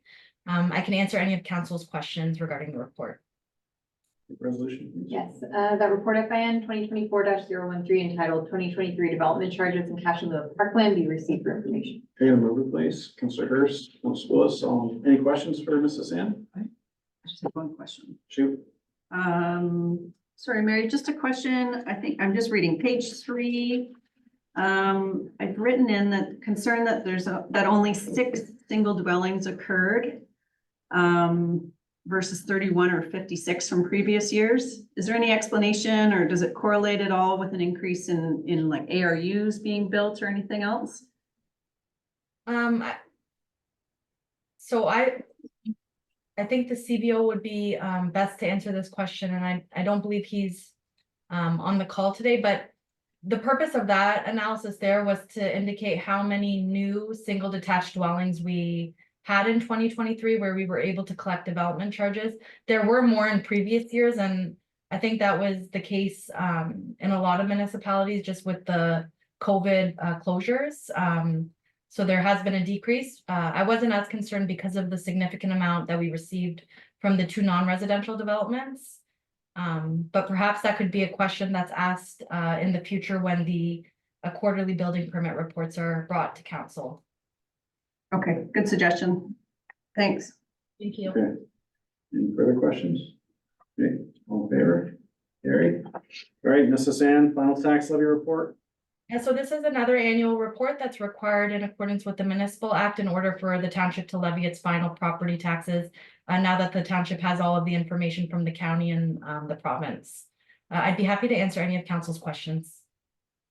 Do you read the resolution, please? That report FIN 2024-014 entitled 2024 Final Tax Levy Rates and Rates be received, and that the final property tax rates identified in Schedule B and Schedule C to the report be approved, and that the final property tax due dates be established as Friday, August 30th, 2024, and Thursday, October 31st, 2024.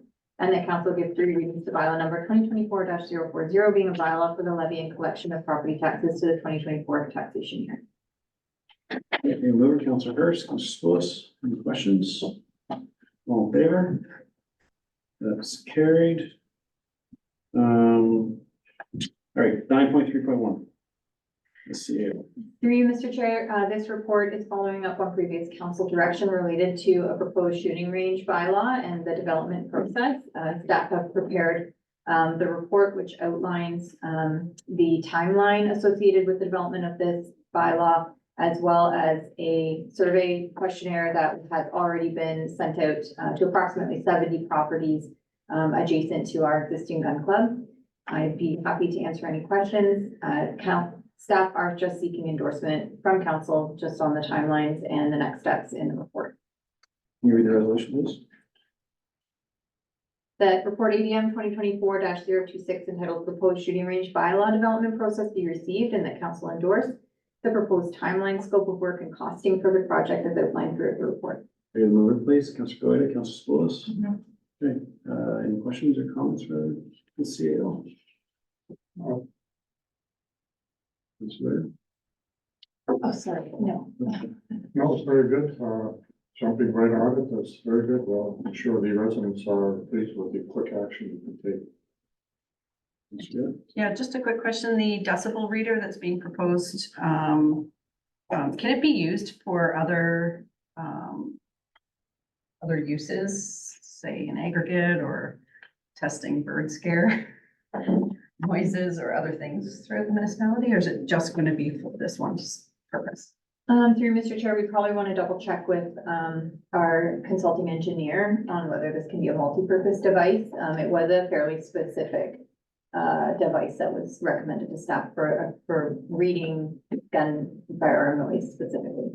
I just know we've had discussions around, aggregate noise concerns, and it'd be nice to be able to multi-use it if we own it.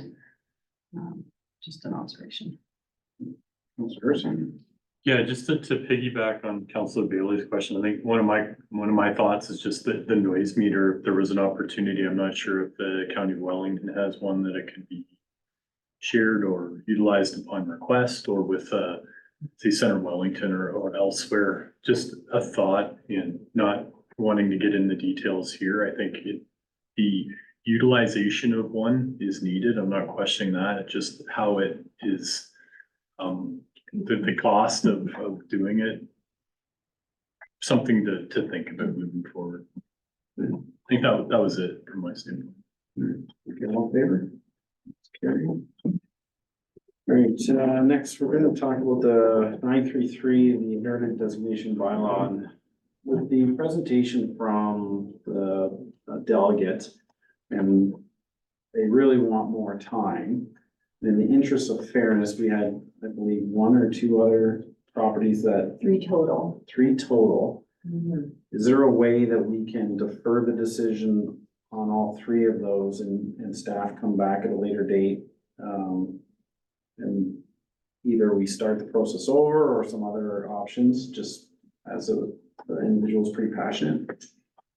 Yes, so through you, Mr. Chair, just in reviewing legislation a little bit further, there is the opportunity for council to restate its intention to designate at a future meeting, should that be council's decision.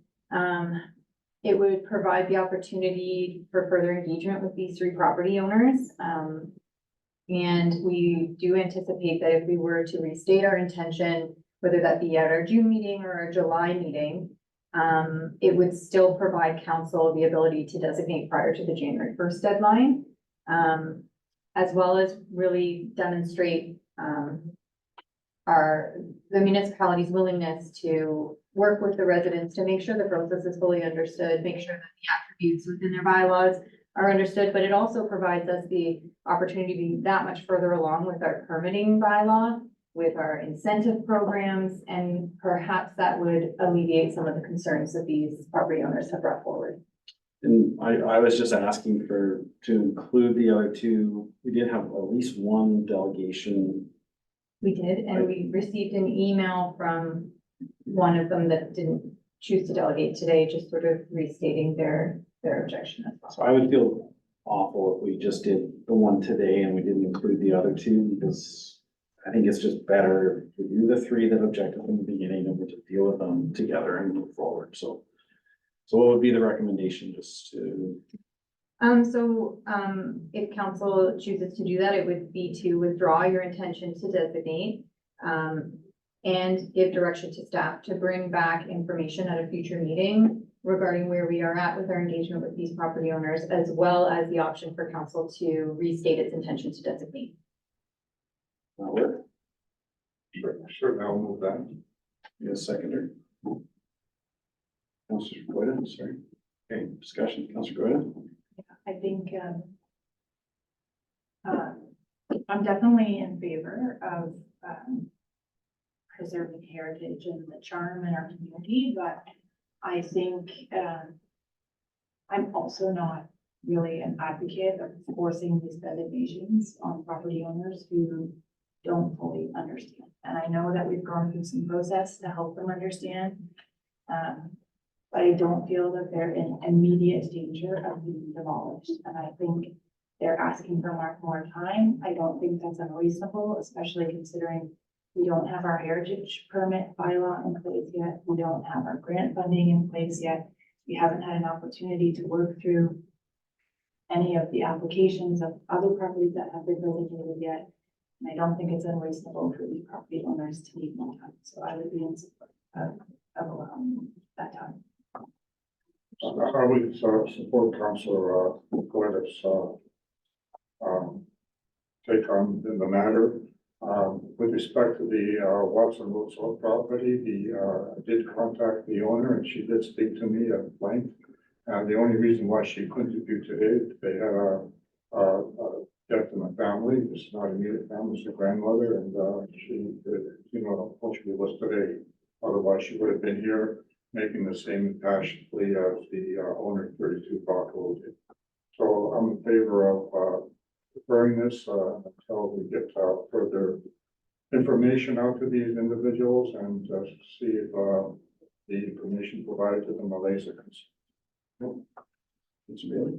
Just a question for staff. I know staff have already done a lot of outreach to a lot of these property owners. Is there a different approach we might be taking, or are we just going to do the same sort of engagement and hope there's more response? Or otherwise, like, could we also intend to designate today? Like, why wait? Why wait? So through Mr. Chair, I think that the engagement that staff have done so far has been above, and the committee has been above and beyond what is required under the act. However, I think it is understood that this is very new and is a difficult piece of legislation to understand, particularly with the changes, the rapid changes that we saw through Bill 23.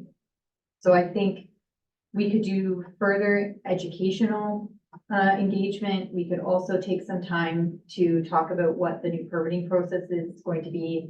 I know that we didn't get a lot of interest in our survey that we put out there, nor did we get a lot of interest when we emailed them directly. But perhaps the different approach we could take with this is to let them know that council has deferred their decision specifically for the purpose of engagement. And so this is the opportunity to take advantage of that, because we do intend to bring a report back to council with an opportunity, with the option to designate at some point this year. So sort of as a last effort to ensure that there's full understanding whether they want to take that opportunity or not, I think it's worthwhile. Yeah, I don't disagree. I just felt like that's what our March 20th push was for. It was to allow extra time to have these conversations. And when there wasn't a lot of uptake on it, it makes me wonder why delaying it further is going to give us more uptake, but we can try it and see. But if we keep pushing some of these things down the road, like, This will be the last question. yeah, like we need to kind of get going on things. So that's just my take. Yeah, I think, okay, so we delay it or defer it. I think my position is very much that these properties will be designated at some point in this calendar year prior to the end of the calendar year 2024. I think if it's good faith to these particular properties to allow them a bit more time to better understand the situation, understand how it impacts their livelihood, sure. I'd like to see it brought back in either the June or July meeting to start this process over. I think Councillor Bailey made a really good point is, the key aspect of why we're doing this is to allow the homeowners time to show good faith and to make sure that they fully understand the ramifications of what's going on here. Personally, I think they've had ample time, but if they need an extra 6 months, then sure, be my sentiment. I'm supportive. Okay, all in favor? Carried. All right. I'm gonna keep rocking. 40 now.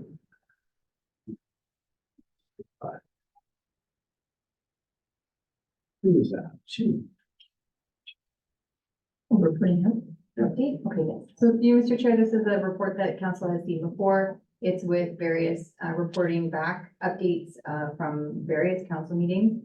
and I'm happy to answer any questions that there might be. And just, I do believe we are looking for consensus from council on delegation requests for AMO, as I believe the deadline is, in June. Before our meeting or after our June meeting? I do believe it's before, which is why we pushed for this one. Okay. Councilor Gordon. In terms of the delegations, my question would be, should we not just ask for all of them? Because we often get turned down some of them. So even if we did get all of them, that would be a busy schedule, but the likelihood of that happening isn't very likely. So is there any harm in asking for all of them? Yeah, I think Ministry of Natural Resource, we should include, site plan permissions or interpretations of the blending. We should start having that conversation with MNRF at a high level. And Councilor Hurst, what did you say for MMAH? Was it the OMERS? I don't know if that's the right home for that. No, I think based on your feedback, it would be finance, but I think if you were to have a delegation with them, it would be maybe a sub-bullet towards the end around the financial ramifications on municipalities is the larger piece. I think, we should submit to the Minister of Finance for that. The only thing is, this is the end game, right? Like, I'm careful what I say, but we can go into complaint, but I don't think there's gonna be any more effects going forward. Not with MMH or. MOF. I think you could roll up a discussion around MPAC as well, and it could be a combination of 2 or 3 things with finance. I think would make for a compelling discussion. Do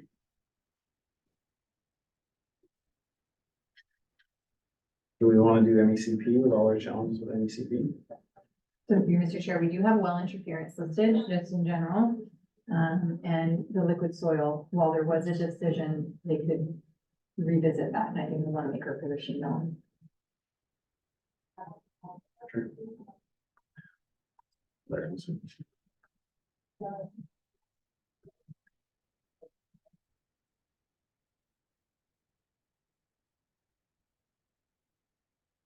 We could add into NRF legal uses inside area boundaries, because they need to hear that these things are happening. Right. Good enough? I'm fine with the reporting out and fine with, your discussion, Councilor Hurst, with respect to the Minister of Finance. It's good. It's good.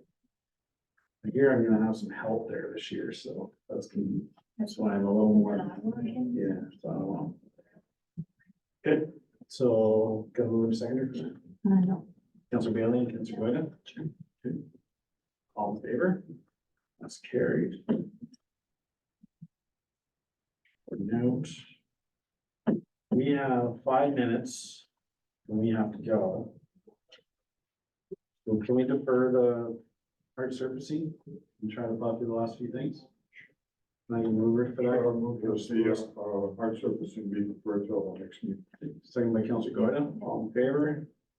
Carried, sorry, Michael. 10.1, we didn't do that one, right? Or was that the, No. okay. So this is just receiving this for information, correct? Yeah, yes, it looks like, it's been submitted already. The county would have submitted this to ERO to the province. Okay, so resolution to receive that for information, right? Mhm.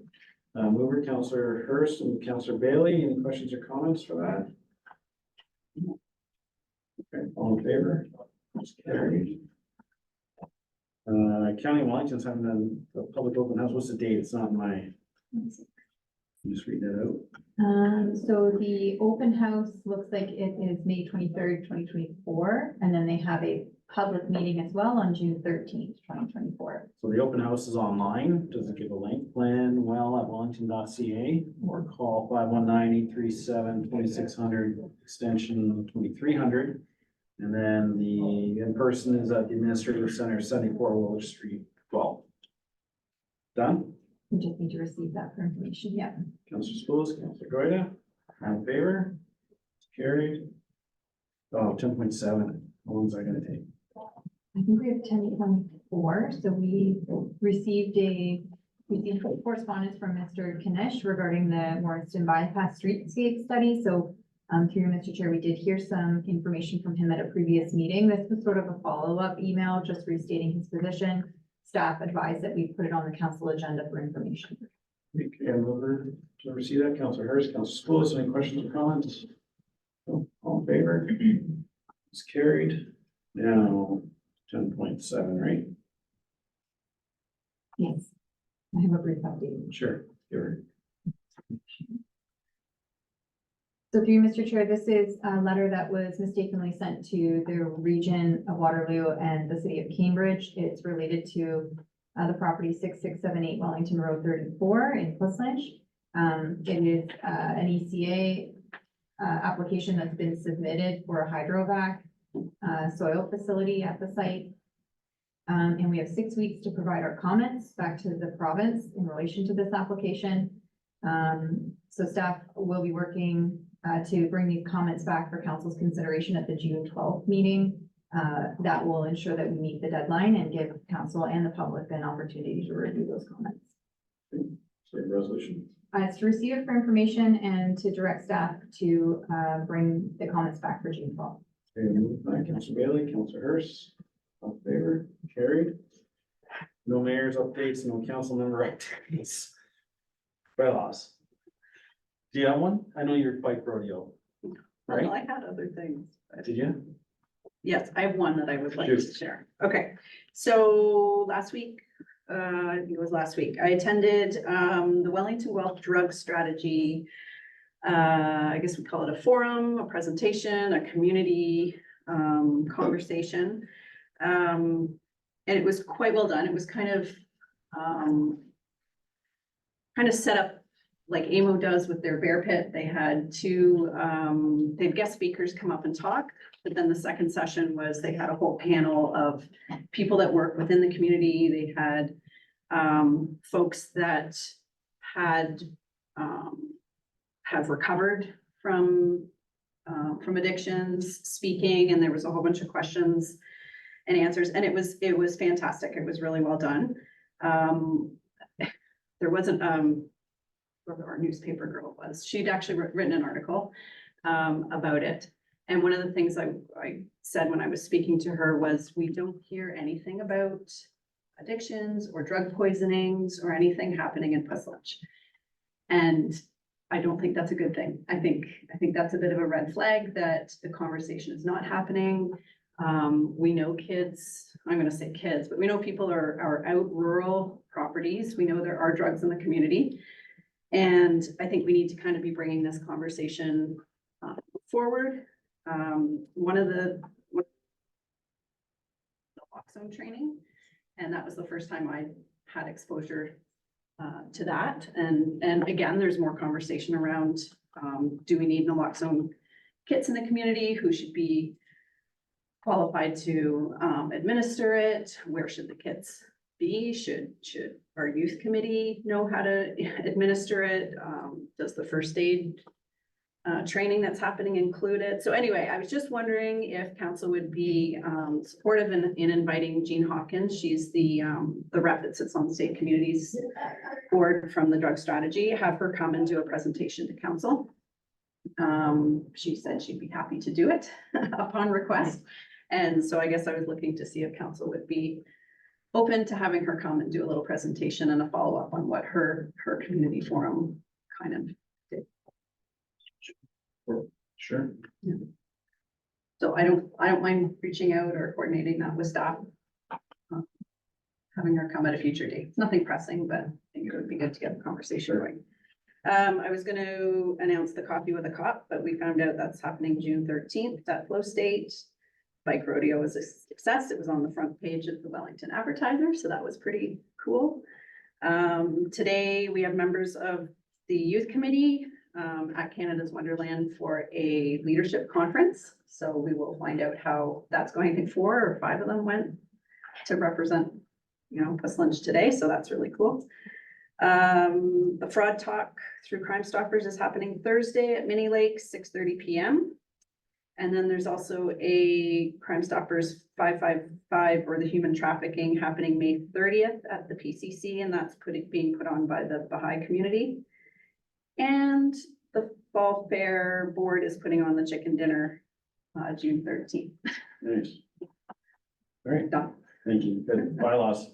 So, that council received a council member update for information and that council endorsed a presentation at a future council meeting regarding the Wellington Bulk Drug Strategy. Moved by Councilor Bailey, Councilor Goyda, all in favor? Thank you.